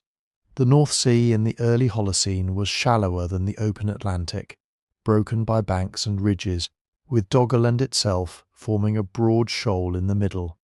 That's exactly the kind of topography that can focus and amplify tsunami energy. Now picture this wave entering from the northwest, funneled down past Shetland, refracting around submerged highs, interacting with the slope of Dogger Bank. We don't know the exact shapes, the exact depths, but physics tells us this. Whatever the amplitude in the open ocean, by the time those pulses of water crossed the drowned margins of Doggerland, they would have been bigger, steeper, and far more destructive. How destructive? That depends on when, exactly, it hit. This is where the timing debates start. Radiocarbon dates from tsunami deposits in Scotland and Norway cluster around about 8,100 years ago in calibrated years. The famous 8.2 kiloyear event, the climate jolt triggered by the catastrophic drainage of proglacial lakes in North America, is dated to roughly 8,200 years ago. On that timescale, 100 years of uncertainty is like a blurry photograph. Researchers argue over calibration curves, reservoir effects, and stratigraphic details. Some chronologies put the Storegga tsunami just before the 8.2 event. Others make them roughly contemporaneous. Some suggest the wave may have come slightly after the cold snap began. Why does that matter for Doggerland? Because the state of the North Sea at impact time changes the story. If sea level was a bit lower, if more of Doggerland was still dry land, its marshes and estuaries only partly invaded by the tide, then the tsunami might have been a single shattering blow to a still viable lowland. Picture a vast, peopled plain, already under long-term pressure from rising water, suddenly hammered by walls of water roaring up river valleys, ripping peat from its roots, scattering boats and people and animals alike. In that scenario, Storegga looks like a classic finishing move. A landscape under stress suddenly pushed over the edge. If, on the other hand, the tsunami came later in Doggerland's story, when large parts of the plain were already submerged, the impact might have been different. Instead of sweeping a continuous countryside, the wave would have surged through a labyrinth of islands, channels, and lagoons. Still devastating, but in a more patchy, uneven way. Some islands on the newly fragmented fringes might have been completely overrun, stripped of soils and forests, their communities drowned or displaced. Other pockets tucked behind banks and headlands might have been shielded, experiencing a terrifying but survivable flood before life returned, shaken to something like normal. There's also the question of repetition. Was Storegga a single enormous slide with one main tsunami, or a cluster of slope failures over a period of time, each generating waves? The main scar suggests a headline event, but subslides and aftershocks are plausible. Coupled with the already rising baseline sea level, even a sequence of smaller tsunamis over decades could have been enough to turn marginal land into a saturated, salt-burned wasteland. We're not going to get a tidy answer. The deeper you go into the sediment cores and dates, the more you run into words like approximate, overlapping, within error margins. No Mesolithic diary tells us, this is the year the Great Wave came, and after that we left. All we have are sand sheets on distant coasts, submerged shorelines reconstructed from sonar and seismic surveys, and models that try to fold it all into a coherent picture. But when you line up what we do know, Storegga stands out. We have a demonstrable basin-wide tsunami at roughly the right time. We have a lowland in terminal decline, already fragmented, already vulnerable to storm surges and salinization. We have a shallow sea geometry that would have amplified the wave in precisely the region where people were clinging to the last habitable ridges. Is it guaranteed that the Storegga tsunami was the coup de grace for Doggerland? No, but if you're looking for a sudden disaster candidate, a moment when the staircase of slow drowning had one of its biggest drops, this is at the top of the list. In the next section, we'll step out of the geological reconstruction and into the human scale, and ask the harder question: if you were standing there when the wave came, what would it actually feel like to live through? To answer that, you have to shrink the timescales. Forget centuries of sea level rise for a minute. Forget radiocarbon graphs. Imagine your own lifetime laid across this changing map. You're born on a low, grassy ridge that your grandparents already call the island, even though it's still connected by a marshy neck to the higher ground inland.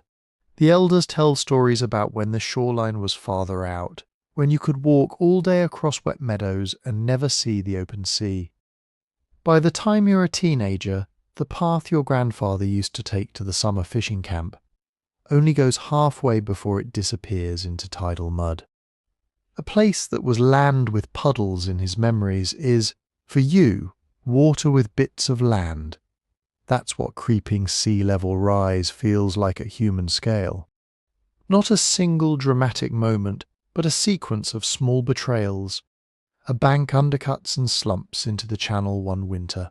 A favourite hazelnut grove dies over a few years, as storms push saltwater farther up the estuary. A shortcut you've used all your life suddenly isn't safe except at the very lowest tide, and then, one year, not at all. To your grandparents, this is shocking. To you, it's just the way the world is. Every few years you redraw the mental map. Paths become crossings. Crossings become ferries. Ferries become memories. In a landscape like Lake Doggerland, that redraw is constant. Tides begin to run higher and push farther inland, so what used to be a quiet stream starts behaving like a tidal creek. Water reversing direction twice a day, edges caving in, new side channels opening where floodwater cuts shortcuts through the peat. You learn that some crossings are only possible when the mud is frozen, others only when the wind has been from the east for 3 days, holding the water back. High ground is no longer a mountain or even a hill. It's anything that stays above water through the worst winter storms. A low dune ridge, a strip of glacial till, the back slope of an old river terrace. On a map, the difference between that and the surrounding plain is a few meters. In your life, it's the difference between home and the place we used to live before the big flood. Now put a tsunami into that world. If you've never seen one, you don't have the script we do. You don't stand on the beach and say, "Oh, the sea is pulling back. That means a wave is coming." You just notice that something's off. Maybe the first sign isn't the drawdown at all. In shallow seas, a long tsunami pulse can arrive as a sudden, fast-rising flood, more like an extreme tide coming early than like a Hollywood wall of water. You're out checking fish traps at what should be low tide, grumbling because the water hasn't dropped as far as usual. Then you see the current change. The little ripples around your stakes flip direction and begin to race inland. The exposed mudflats you are about to walk onto vanish in minutes under a slick, fast-moving sheet of water. Or the opposite happens. The water runs away. The tide falls too far, too fast. Channels that are never dry suddenly lie bare, eelgrass sagging, fish thrashing in puddles. The air smells raw and strange, thick with the scent of things that are never meant to be exposed to sunlight. Birds wheel in confusion over miles of glistening mud. Is that a warning sign? Not if you've never seen it before. If your world is built around scavenging stranded fish and shellfish after ordinary storms, this looks like an opportunity. People run out, baskets on their backs, spears in their hands, trying to grab the sudden bounty. The old ones shout something about the water not being right. The young ones laugh and go anyway. Then the line of the true wave appears on the horizon.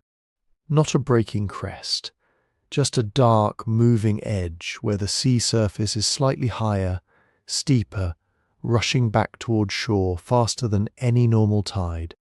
On a flat, low landscape, escape isn't about outrunning a towering wall, it's about outrunning a horizon. If you're standing on the outer margin, your options are bad.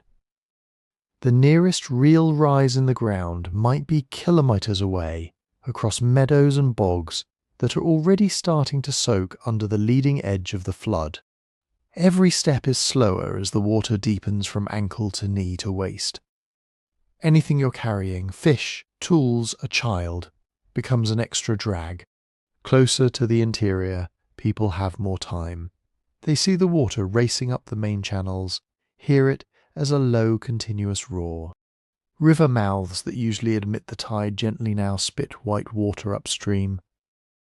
You don't need to understand wave mechanics to know that something enormous is pushing from the sea. Whole communities start moving instinctively toward the known ridges, the dunes where you take shelter during the worst storms, the old burial mounds that have never flooded. But on a landscape only a few meters above mean sea level, safety is relative. A single event like this doesn't just threaten lives in the moment. It shreds the support systems that make life possible afterward. Boats dragged up above the normal storm line are picked up like toys and smashed against trees, or carried inland and dumped in peat bogs where they're useless. Fish drying racks, baskets and stored nets vanish. Food caches, smoked meat, dried fish, carefully hoarded nuts and seeds are soaked in salt water, fouled with silt, or simply washed away. The huts closest to the channels are the first to go. Light wooden frames, turf walls, brush roofs, all of it is made to bend in the wind and shed rain, not to withstand a fast, chest-deep current full of floating logs and debris. Even if some structures remain standing, the interiors are ruined. Firestones are scattered, hearths are drowned. The fine sediments left behind clog everything. And it's not just physical stuff, social centres vanish. The meeting place where families from different bands come together each season might be a particular sandbar or a sheltered cove that's always been accessible. One day it's there, after the wave it's a scoured channel, or an island cut off except at the lowest tide. The landmarks that organise your mental map, this bend in the river, that stand of trees, the big rock at the crossing are erased, drowned or shifted. In the worst-case scenario, whole nodes in the social network disappear at once. A camp you've traded with for years doesn't send anyone to the rendezvous. Maybe they're all dead. Maybe half of them survived but lost their boats, their elders, their stored food, and now they're inland somewhere, desperate, trying to attach themselves to any group that will have them. We can't say what any one person saw. We don't know if the wave came on a calm, clear day when people were far out on the flats, or in the middle of a storm when most were already huddled on the highest ground they knew. But we can outline the physics of the experience. Creeping tides had been teaching Doggerland's people for generations that the sea could take without giving back. The tsunami, whenever exactly it came, was that lesson compressed into hours. Channels where the current never ran suddenly became torrents, safe routes turned into traps, high ground proved not quite high enough. Afterward the survivors would have stood on whatever ridges remained, looking out over a landscape that was familiar in outline, but wrong in every detail. More water, fewer trees, paths gone, and had to answer a brutal question: is this still home? Or has the sea finally made the decision for us? So, if you were living there that day, does the story just end? Did Doggerland's people really vanish in a single cinematic act of erasure? One wave, one scream, fade to black? To say that, we'd have to meet a very high bar. We'd need something like this, a clear, continuous record of every habitable patch of ground across the whole region, right through the crucial centuries. We'd need to see thriving communities, then a sudden, synchronized silence. No later camps on the surviving islands. No inland sites whose tool styles or raw materials tie them back to the drowned plains. No genetic echoes in later populations. We don't have anything close to that. What we do have are scattered finds and reconstructed shorelines that tell a more complicated story. Heavy flooding, rapid loss of land, local catastrophes that could be absolute for specific valleys or estuaries, but not a clean wipeout of an entire people. Because remember how humans behave around water. People don't all live on the absolute lowest ground. Even in a flat country, some groups favour slightly raised terraces, old beach ridges, patches of till that stay dry in winter. The same network of channels that exposes some camps to the worst of the wave gives others a margin of time. When the flood comes, escape isn't random. If the first wall of water catches you on the outer flats, you may not have any options. But if you're a few kilometres inland, you see the channels surge, hear the roaring tide in places that have never roared before. Your reflex isn't to stand and watch, it's to climb. Higher dunes, old moraines, the back edge of a river terrace that has never flooded in living memory. People grab children, sling bags of tools over their shoulders, and move. Some don't make it, enough probably do, and there's another pathway, leaving before the worst day arrives. Long before any tsunami, Doggerland was already fraying. Each winter took another bite out of the coast. Each storm pushed salt water farther upstream. Some families respond early. They shift their camps upslope. They spend more of the year along what is now eastern England or the Dutch and German coasts. They treat the low interior not as a permanent homeland, but as seasonal ground you visit carefully, the way later peoples used dangerous floodplains. Others cling longer right up until the moment the risk is exposed as fatal. Add in island refuges. As the plain breaks up, you don't just get lost land and mainland. You get a necklace of shrinking uplands, bars, ridges, residual hills. For a while, those are incredibly attractive. Fish on every side, birds nesting in the reeds, game animals forced into narrower corridors. Some of those islands would be death traps when the wave comes. Others, farther from the wave's focus, or just lucky in their height and shape, become rafts of survival. So where are the bodies? If tens of thousands died in low marshes and estuaries, you might imagine mass graves, tangled skeletons, some giant Pompeii of the North Sea waiting for a trawler's net. But water doesn't preserve human remains the way volcanic ash does. Fast, abrasive floods scatter bones. Carcasses snag in driftwood, get buried in channel fills, are re-eroded, moved, broken, recycled into the food web. Soft sediments under shallow seas are restless. Channels migrate. Sand waves roll. Anything that isn't quickly encased in an oxygen-poor pocket of mud gets chewed up. Even on land, Mesolithic death is hard to see. Burial practices were simple. Many bodies were left in shallow pits or not formally buried at all. Add marine processes on top of that, and the archaeological trace of a mass drowning can shrink to almost nothing. A few disarticulated bones eroding from a submerged bank, or nothing at all. But even if you never find a single victim, you can still see the scar in other ways. Imagine a social network where each node is a band, and each line is a marriage tie, a trading relationship, a shared meeting place. A tsunami doesn't have to break every line to wreck the structure.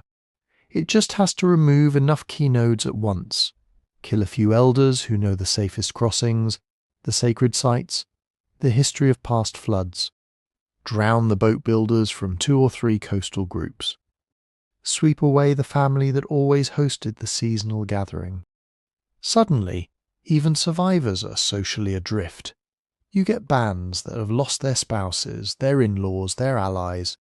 Young people who have to find new partners in unfamiliar territories.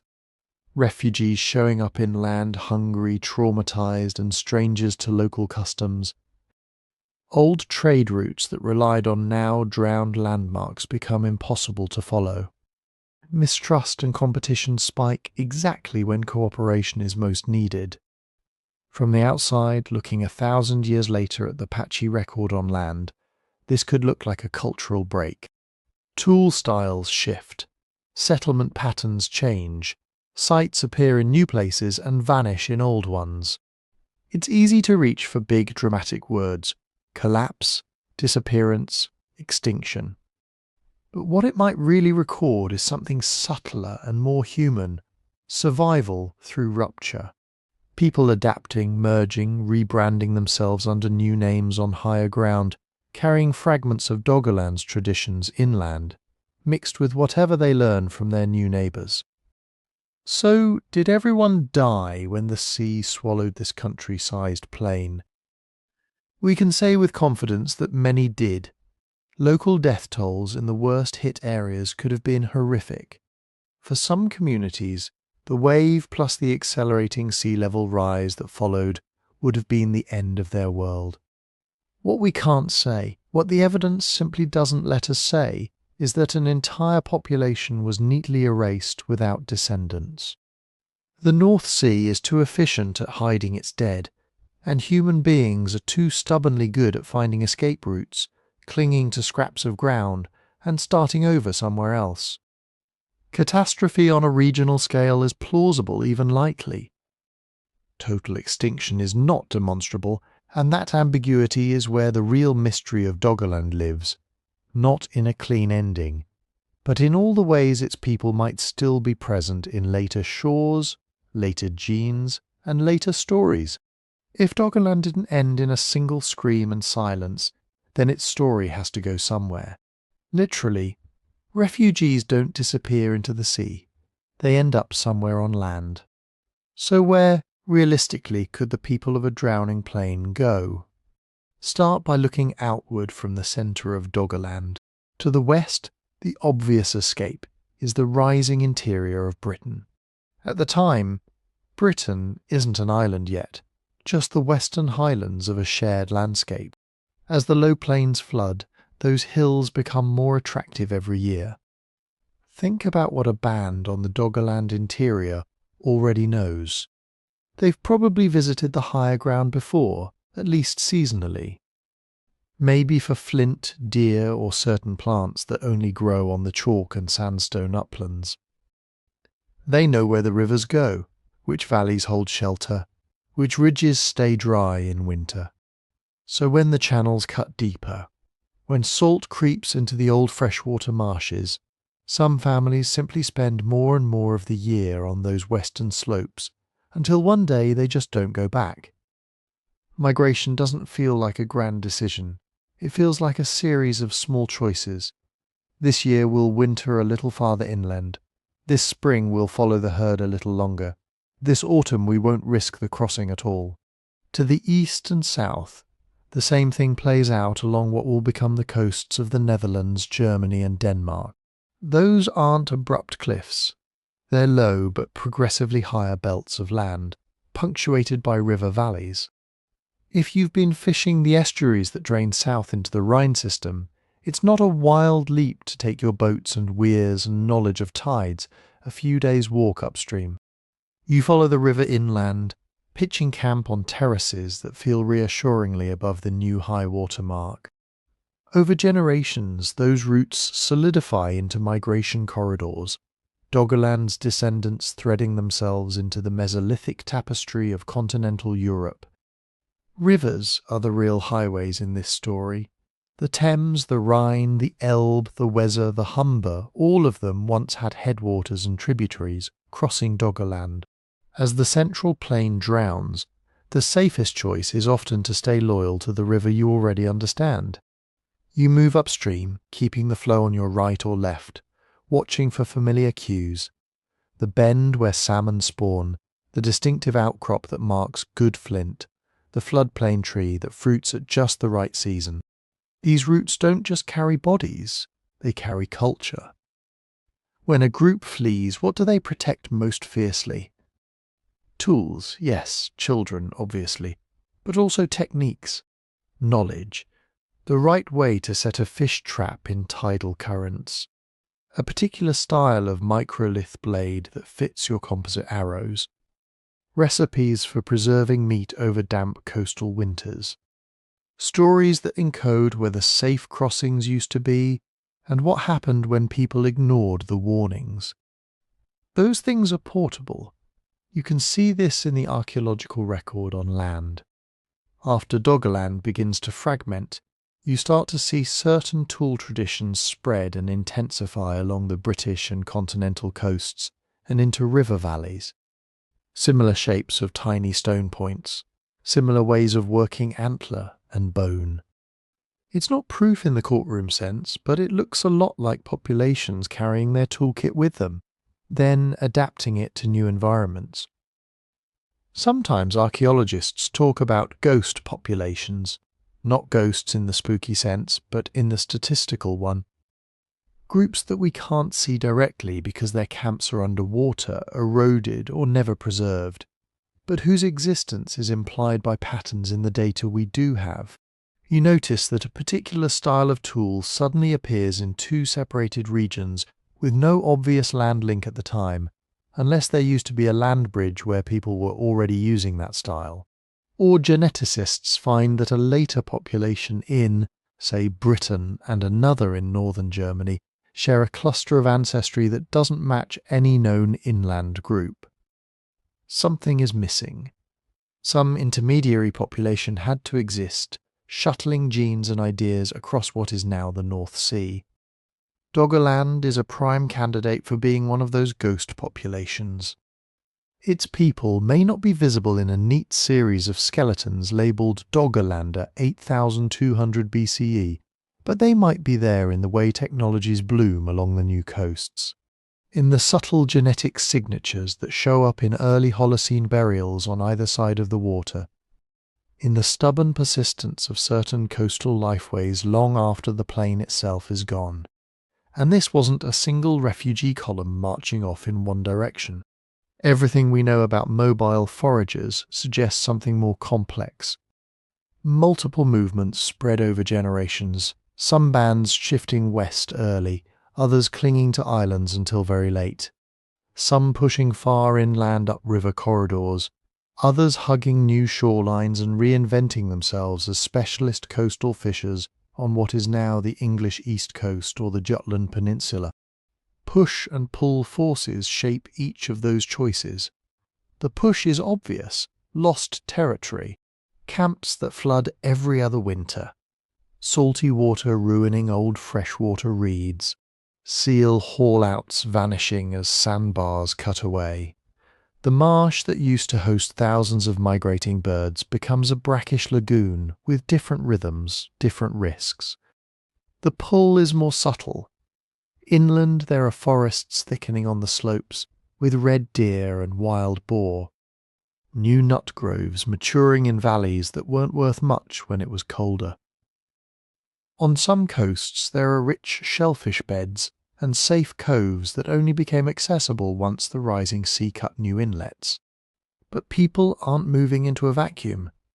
By the time Doggerland is in deep trouble, other Mesolithic groups already occupy parts of Britain's interior and the continental uplands. That means competition, disputes over the best salmon runs, tension when outsiders camp too close to long-used sacred sites.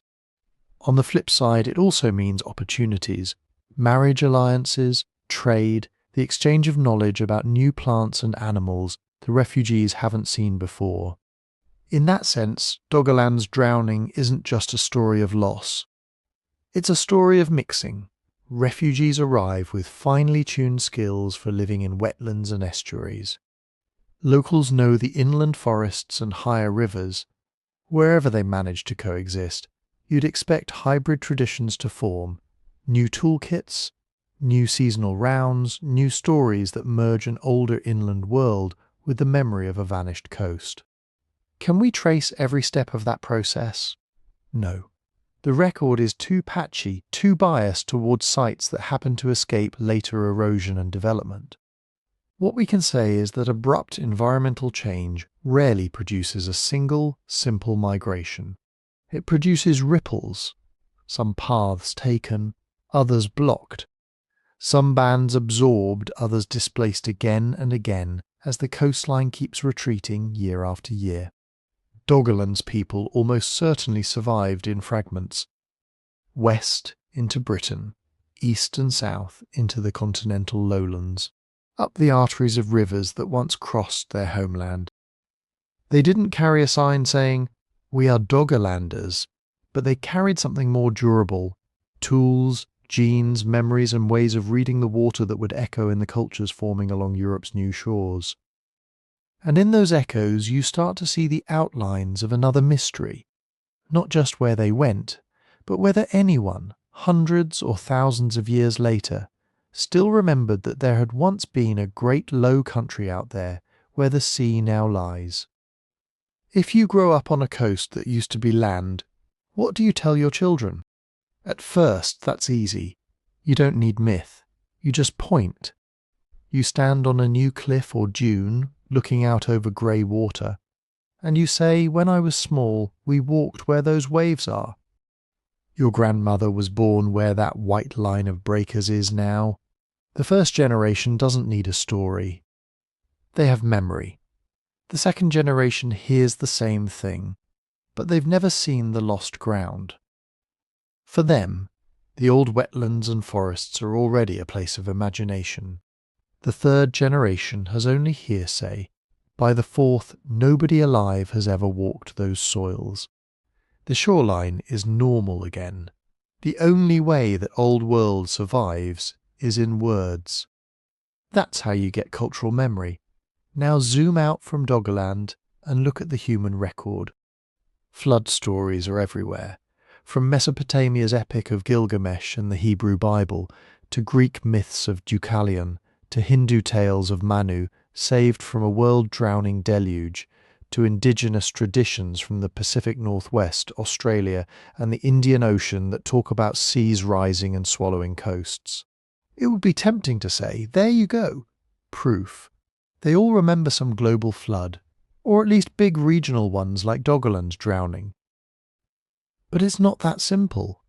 There are some very good reasons flood stories are common, even if no particular one maps neatly onto a specific event. Rivers flood. Monsoons fail and then overcompensate. Storm surges push salt water far inland.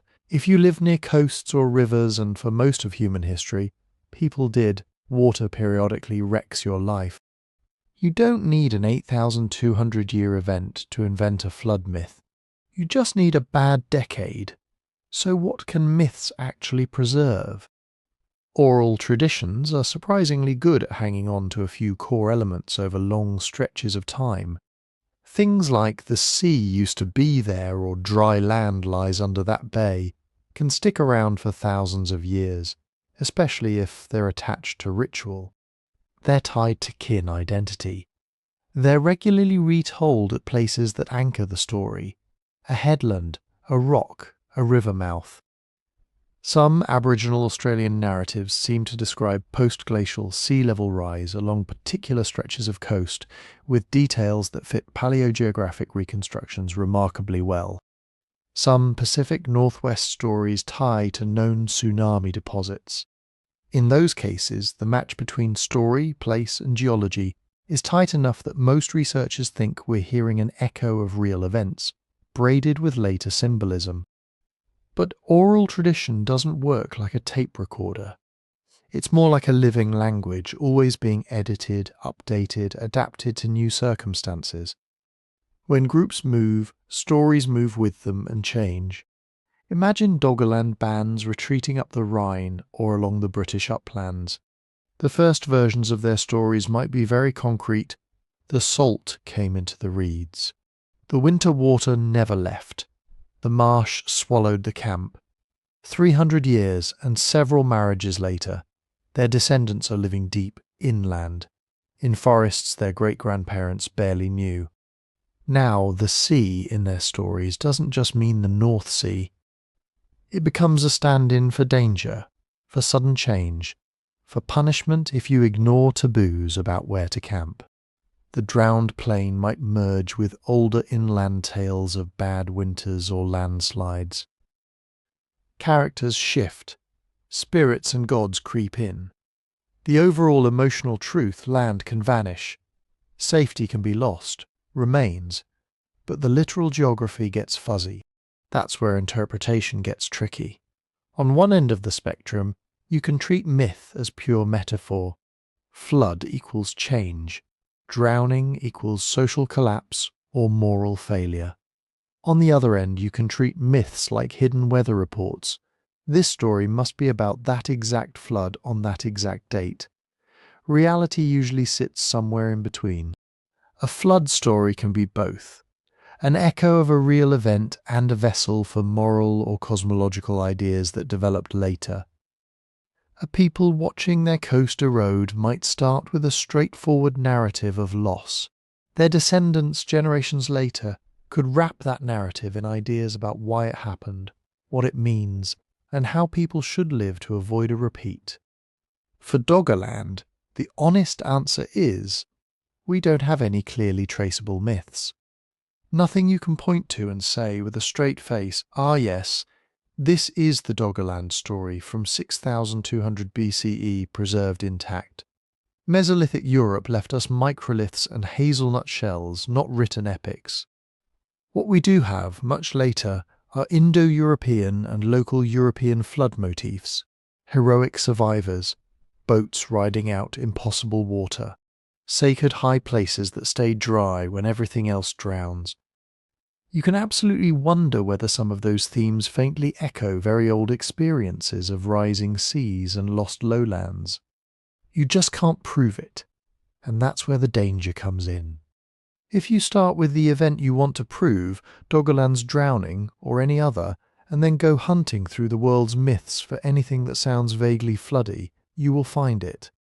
Because water disasters are common, and human imagination is good at turning them into stories. That's cherry-picking, selecting only the tales that fit your desired narrative, ignoring all the others that don't, and smoothing over all the messy parts that contradict your timeline or your geography. Do that, and myth stops being a clue. It becomes a prop. A better approach is slower and less satisfying if you crave certainty. You look for convergence. Does a story cluster in a specific region with known geological events? Do multiple neighbouring groups share variants tied to the same landmarks? Do the time depths make even rough sense, given what we know about language change and population movement? Sometimes, as in parts of Australia or the Pacific Northwest, the answer seems to be yes. Sometimes it's a shrug. Sometimes it's a clear no.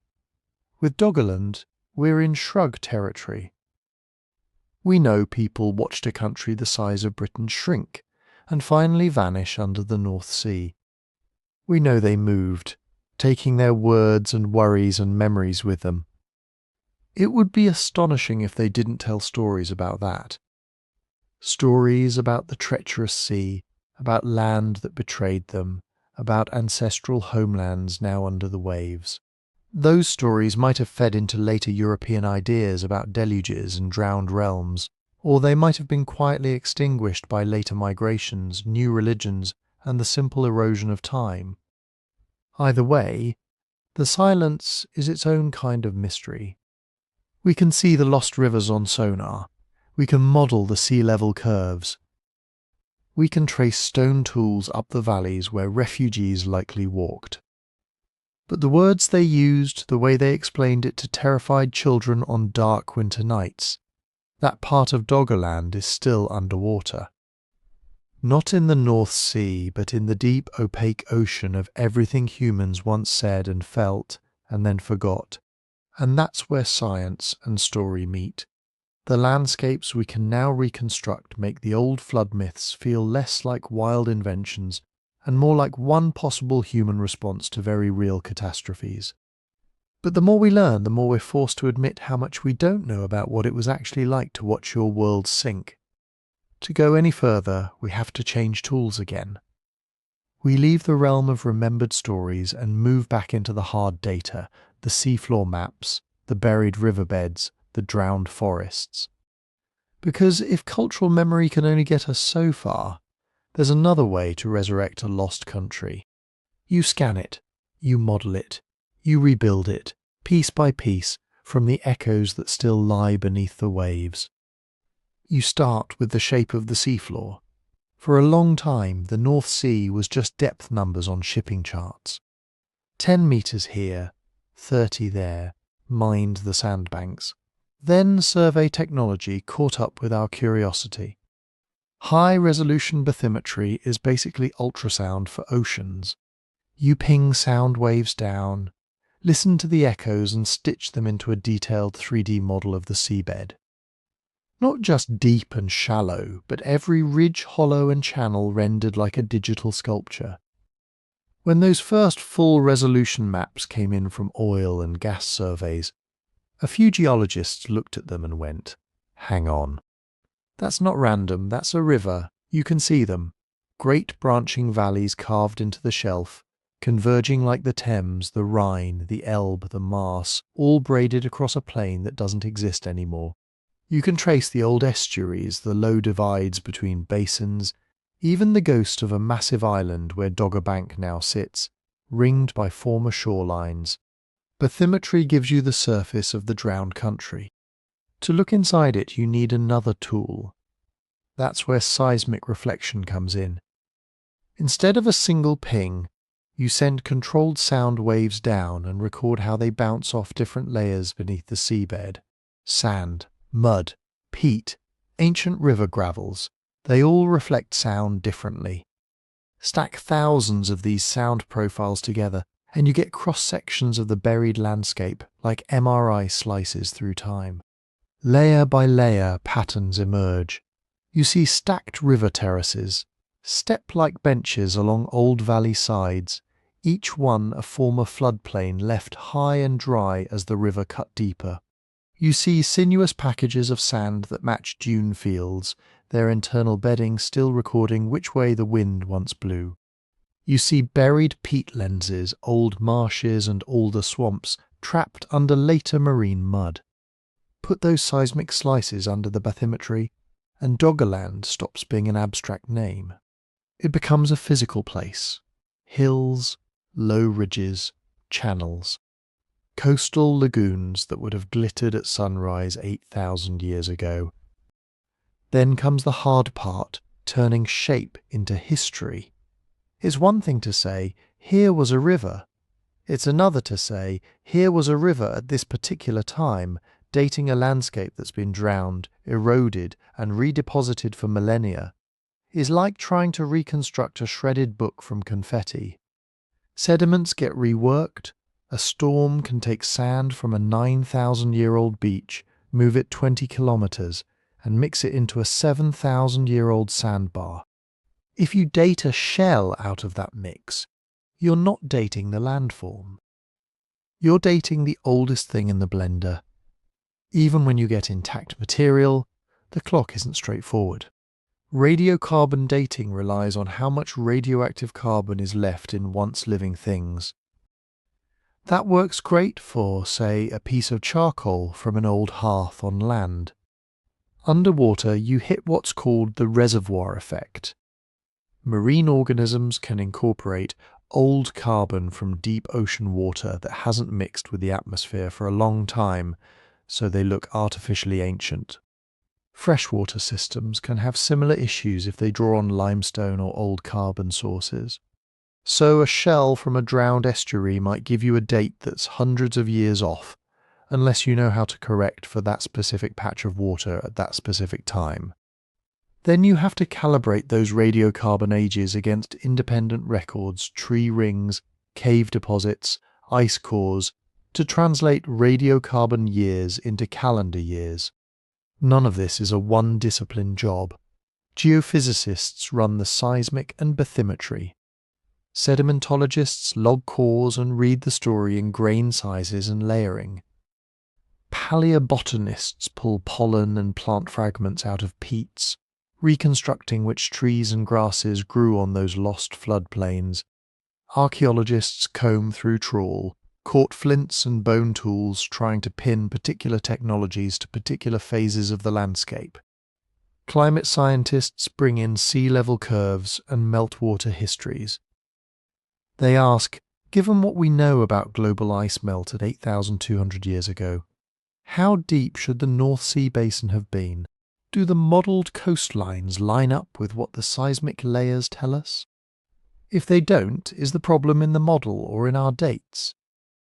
You end up with teams where someone is arguing about microfossils from a core, while someone else is talking about North Atlantic circulation shifts, and someone else is pointing to a sonar image saying, if that's really a former shoreline, it should match this sea level stand. And slowly, the map gets better. Early reconstructions of Doggerland look like rough sketches. A blob of land connecting Britain to Europe. Some guessed at rivers. Today we have high-resolution 3D models showing specific valleys, possible lake basins, the likely locations of promontories and inlets where people could have camped or fished. But it's still provisional. Every new survey line, every new core from a wind farm cable trench has the potential to redraw a corner of that world. An unexpected peat deposit can shift a shoreline. A submerged dune field can redefine a prevailing wind pattern. A single worked antler or butchered bone in the right layer can anchor an entire landscape phase to human presence. Doggerland is not a solved puzzle. It's an image sharpening in real time. What we can see already is astonishing. What's still hidden under unexplored sectors of seabed, in fishing nets that haven't snagged the right artifact yet. In data archives no one has reanalyzed is almost certainly stranger and more complicated than the version on today's maps. And that matters, because once you know how to read a drowned country, you start asking a different question. Not just what did they lose, but exactly when did the water catch up with them? And this is where you have to adopt a certain mindset, if you want to follow the story all the way to the end. It's the mystery mindset. You stop expecting a single clean answer. You start getting comfortable with layers, with partial clues, with evidence that points in two directions at once and refuses to pick a favourite. With Doggerland, that's not a bug. That's the whole case. We have seismic horizons that say shoreline here at roughly this time. We have radiocarbon dates from peats that say forest and wetland still hanging on here a little later than you'd think. We have tsunami deposits that scream something big and violent happened, but don't tell you exactly how many people were standing there when the wave came. To make sense of that, you have to think like a detective with a stack of conflicting witness statements and no security footage. You don't throw out the story because it's messy. You lean into the mess and start asking better questions. That's the kind of work we like.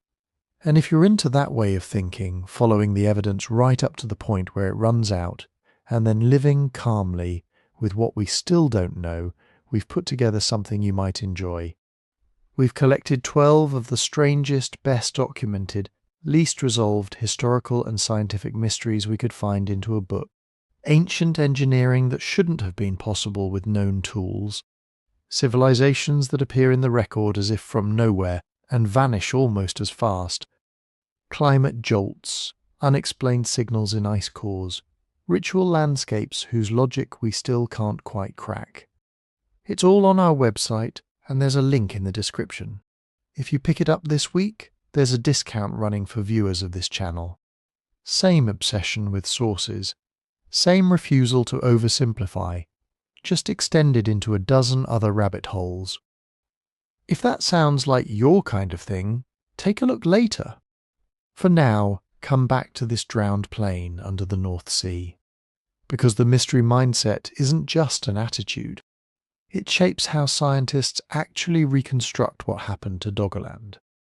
When you pull together all the strands, the bathymetry, the seismic layers, the dated peats and estuary muds, the regional sea level curves, the tsunami deposits off Norway, you don't get a single villain.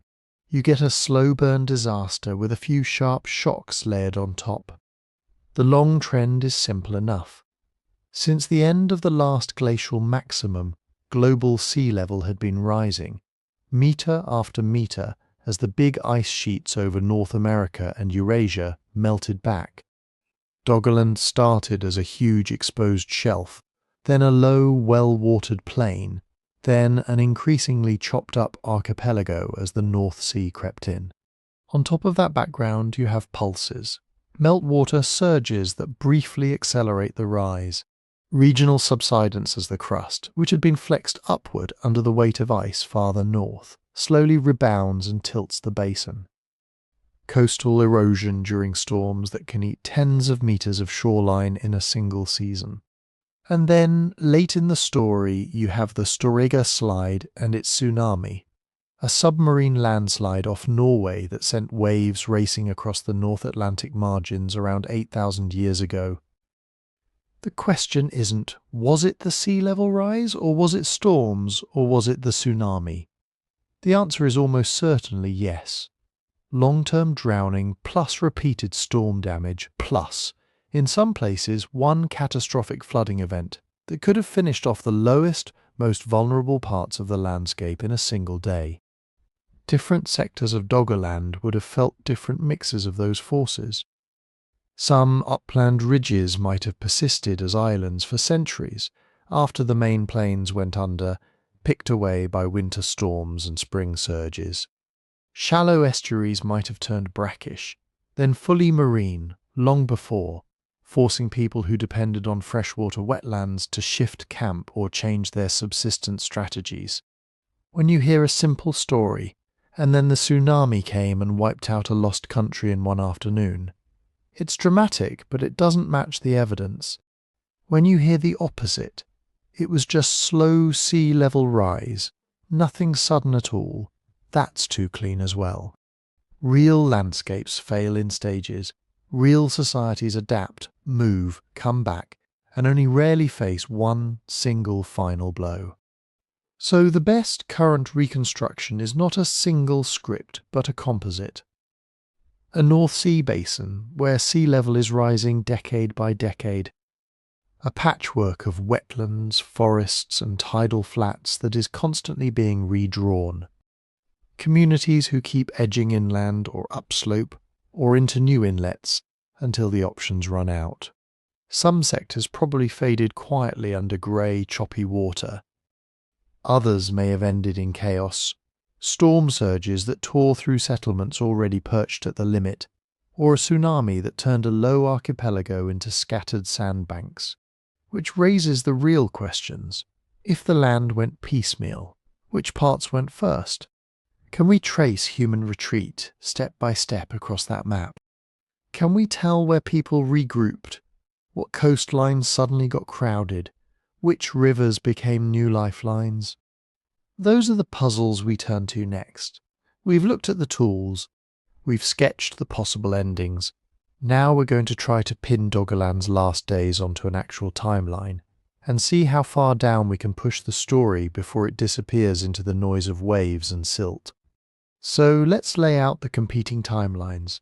When people ask, when did Doggerland disappear? They usually want one clean answer. A date, a year, maybe even a day.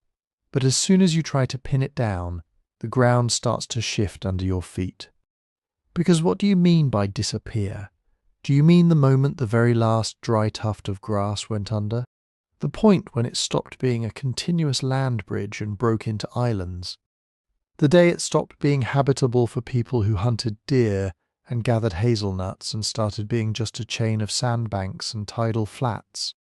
Different researchers quietly mean different things, and the evidence they work with tends to push them toward different answers.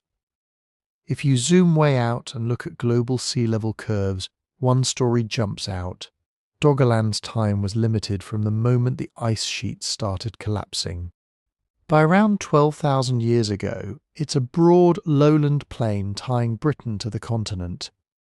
By 10,000, sea level has chewed into the edges and started to turn the outskirts into shallow embayments and lagoons. By 9,000, the deeper parts of what is now the southern North Sea are definitely marine. This is the gradual inundation model. In it, Doggerland doesn't so much die as fade. The shoreline creeps inland year by year. Forest gives way to marsh. Marsh gives way to mudflat. Mudflat gives way to open water. In this picture, the key threshold is when Britain becomes an island. That's the moment a continuous terrestrial migration route is finally severed. Most reconstructions put that somewhere between about 8,400 and 8,000 years ago.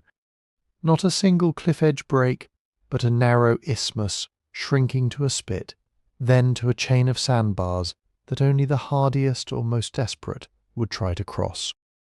If you're defining Doggerland as the land bridge that connected Britain to Europe, that's your answer. It disappeared around the early 8th millennium BCE. But that's not the only way to tell the story. If you zoom in and look at the internal topography, the banks and ridges, the river valleys, the higher hummocks, you get a much more patchy, stubborn picture. Seismic maps show that Doggerland wasn't a tabletop. It had broad river plains, yes, but it also had upland spines and local highs that sat several metres above the surrounding lowlands. The modern Dogger Bank, that huge shallow rise in the middle of the North Sea, where fishing trawlers snag Mesolithic antlers and tools, is just one of those. On those high spots you can keep your feet dry long after the surrounding plains have turned to water. In some models, even after Britain is technically cut off, isolated islands and archipelagos still survive out on the shelf. So a second camp argues that while Doggerland as a bridge is gone by about 8,000 years ago, Doggerland as a habitable landscape hangs on in fragments well after that. Narrow, salty, storm-lashed fragments, but still there. Where things really get contentious is when you add the pulses. The 8.2 kiloyear event and the Storegga tsunami don't rewrite the whole sea level curve. Global sea level keeps rising along the same general slope. But locally, for people living on that drowning shelf, they would have felt like plot twists. Start with the 8.2 kiloyear event. Around 8,200 years ago, a massive pulse of glacial lake water from North America dumped into the North Atlantic and disrupted ocean circulation. The result in Europe was a brief but sharp cooling and, in some coastal basins, a little extra kick to sea level. This is where the gradual and punctuated models start talking past each other. If you're in the gradual camp, you see the 8.2 event as a wobble on top of an already relentless rise.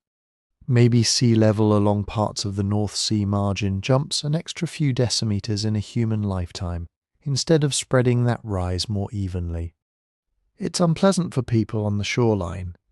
It might flood out some low wetlands and force settlements to move.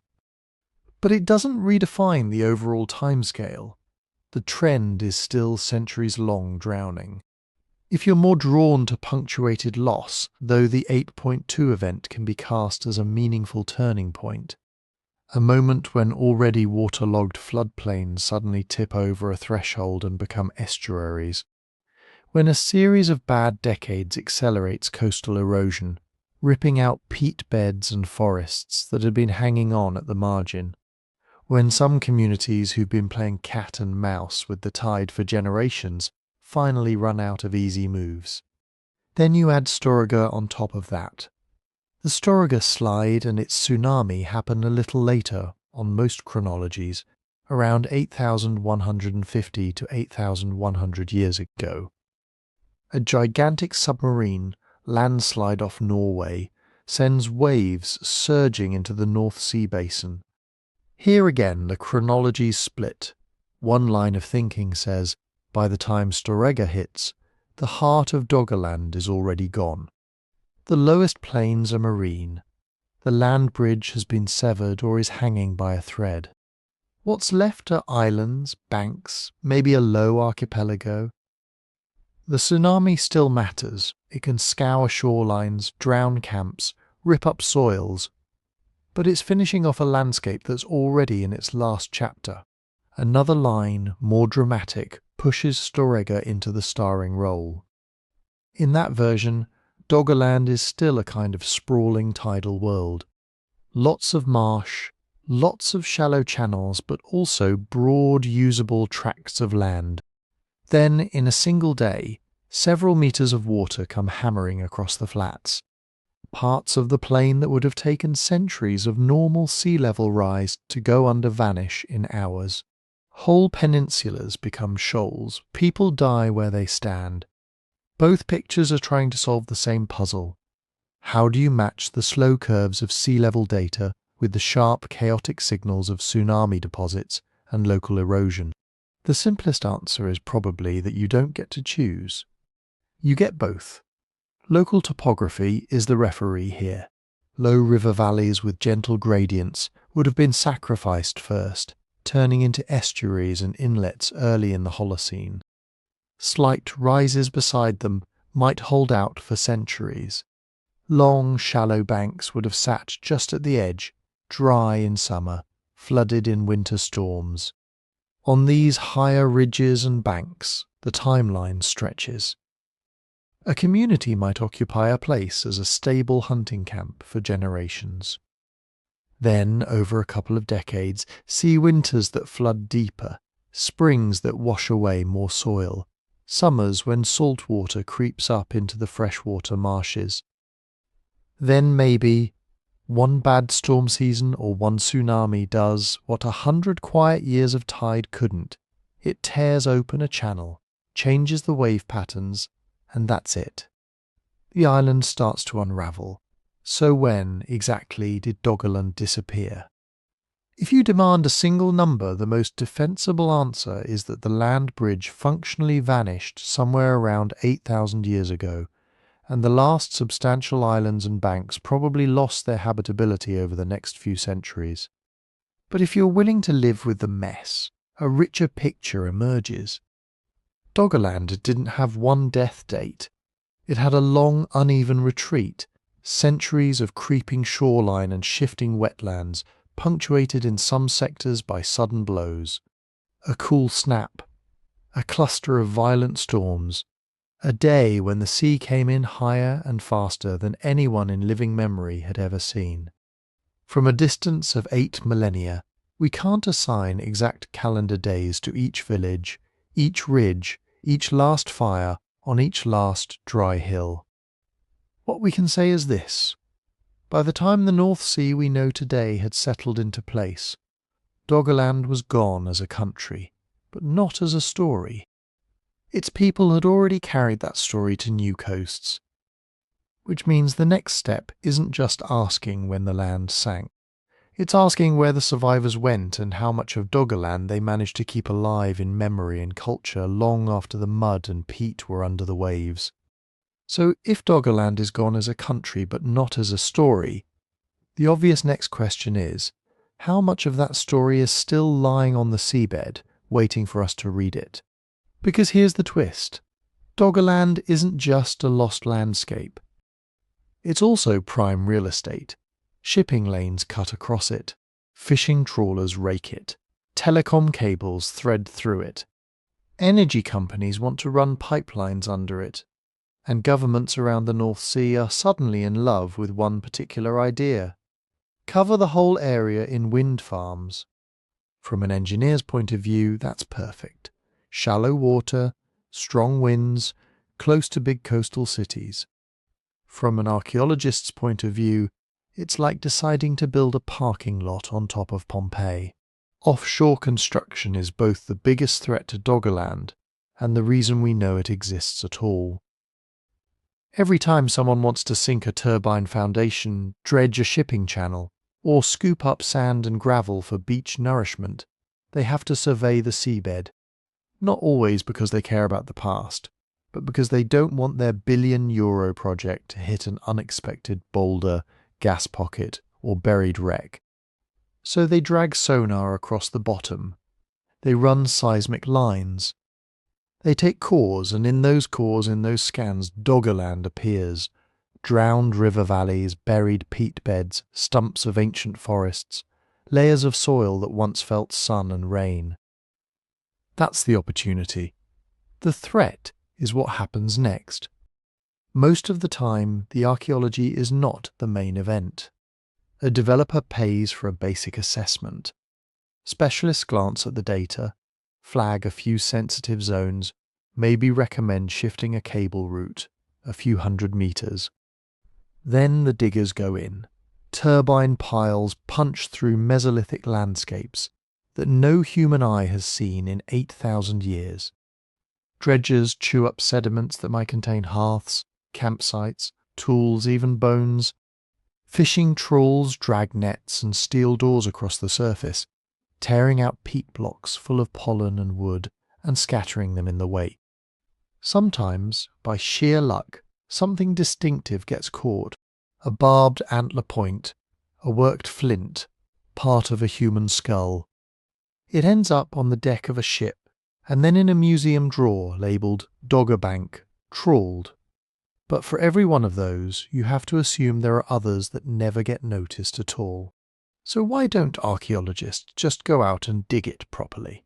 Put on scuba gear, drop down, start troweling, because underwater archaeology is brutal. To study Doggerland, you're not wading in a clear Greek harbour looking at marble columns. You're operating in cold, murky, fast-moving water up to 40 or 50 metres deep, with visibility that can drop to arm's length. The sediments you care about are buried under metres of younger mud and sand. That means you need boats, crews, side-scan sonar, high-resolution seismic, remotely operated vehicles, divers trained in scientific procedures, labs back on shore to process cores and microfossils and time. Lots of time. A small excavation trench on land might be opened by a dozen people with shovels and brushes. The same square metre underwater can require hundreds of thousands of dollars in ship time and specialised equipment. So instead of excavations, most Doggerland research projects are closer to reconnaissance missions. Scientists map buried landscapes, take targeted cores, analyse microscopic clues, pollen grains that tell you what plants grew there, diatoms that reveal whether a layer formed in freshwater or salt, fragments of charcoal hinting at ancient fires. Actual open-area digs are incredibly rare, and when they do happen, they tend to be tiny test pits focused on one specific question. Is this riverbank here? How fast did this peat layer drown? Where is the old shoreline? That's efficient science, but it also means that, for now, most of Doggerland's human story is inferred, not directly seen. And that raises tricky questions. Who exactly owns a drowned country? If a human skull fragment comes up in a fishing net halfway between Britain and Denmark, whose laws govern what happens next? The captains, the flag states, the nearest ports? The seafloor is carved up by exclusive economic zones, but Mesolithic people didn't sign those treaties. Then there's the problem of what to prioritise. Do you freeze whole zones of seabed because they might contain important sites, blocking lucrative wind projects at a time when everyone is trying to decarbonise? Or do you accept that some of Doggerland will be sacrificed and focus on documenting as much as possible before the bulldozers, this time made of steel and powered by diesel, roll through? Different countries are making different compromises. Britain, the Netherlands, Germany, Denmark, they all now have some form of underwater cultural heritage regulation. Developers are often required to commission archaeological assessments. In some cases, high-value zones are set aside. In others, the approach is preservation by record. You document what you can, accept that the rest will be lost, and hope future generations won't curse you too hard. Layered on top of all that is the question of human remains, If we ever find an intact Doggerland cemetery, a place where families buried their dead on a low ridge overlooking a marsh, that's not just data. Those are people. How do you handle that respectfully? On land, there are established practices. You can re-inter remains, consult descendant communities, involve the public in decisions. Underwater, in international waters or in liminal zones with no clear cultural heirs, everything is murkier. Do Mesolithic hunter-gatherers in the North Sea have descendants in any legal or moral sense? Are they ancestors of everyone in Northern Europe? Of no one in particular? Does that change how willing we are to move their bones to make way for a cable trench? Scientists are already arguing about this in papers and at conferences because they can see what's coming. At some point we are likely to hit something game-changing. Not just another loose antler point or an isolated skull fragment, but a coherent settlement, post holes arranged in a circle around a hearth, a scatter of tools on a buried living floor, a fish trap woven from stakes and wattle, pinned in place for millennia by silt, a cemetery with multiple burials in one place, or something even more disruptive, a preserved boat. We know Mesolithic people crossed rivers and estuaries. We assume they used dugout canoes or skin boats. On land, the organic parts rot away, leaving at best a dark stain in the soil and a few tool marks on a fallen log. Under the right conditions underwater, buried in anoxic mud, sealed off from oxygen, wood and even woven fibres can survive. A complete Doggerland canoe with paddles and maybe a cargo of stone tools or animal bones still inside would rewrite textbooks overnight. It would turn the idea of a lost land bridge into a picture of a maritime culture moving confidently across a watery world. The technology to find that kind of site is getting better every year. High-resolution multi-beam sonar, 3D seismic AI-assisted pattern recognition to spot subtle anomalies on the seabed. The pressure to build more offshore infrastructure is also ramping up every year. So we're in a race on one side, time tide, and the relentless expansion of industrial use of the seafloor. On the other, a still young science, slowly assembling a map of a vanished homeland, trying to convince policymakers that what lies under the waves is more than just mud and sand. And Doggerland is just one piece of it. Take a globe and mentally drop sea level by 100 meters, the way it was during the last glacial maximum. Continental shelves all around the world light up. The Sunda Shelf between Southeast Asia and Borneo, the shallow banks off the eastern United States, the Persian Gulf Basin, the Black Sea Shelf, the coasts of India, China, Australia.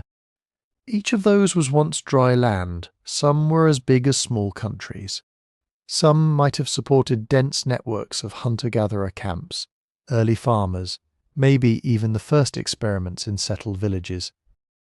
Doggerland is the one we're talking about because it sits under the shipping lanes of rich nations with lots of survey equipment. But it forces a bigger question. How many other countries are now nothing but contour lines on a sonar map? How many chapters of human history are still sitting out there on the drowned shelves, waiting for us to notice them? And how much will be torn up and scattered before we even realize they were there? Doggerland began as an idea in scattered clues, fishing nets bringing up peat and tree trunks from too deep offshore, dredgers hauling in antler harpoons and worked flints from the middle of the North Sea, seismic lines showing buried river valleys where no river runs today. Piece by piece, those fragments locked together, we now have detailed bathymetric maps that trace ancient channels, the Thames and Rhine and Meuse, continuing out across what's now seabed, braiding together through a broad lowland as wide as Britain. We've drilled cores that move cleanly from glacial sands, to dark peats full of alder and willow pollen, to marine mud with shells and diatoms that only live in salt water.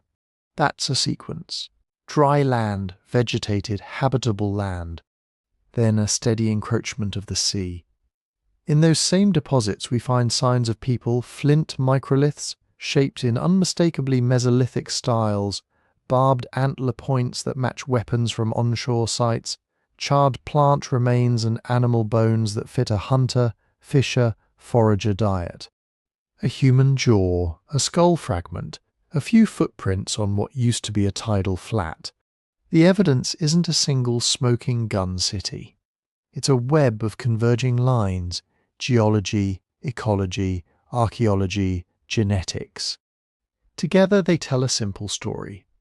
There was a country of rivers and marshes and low hills where the North Sea is now.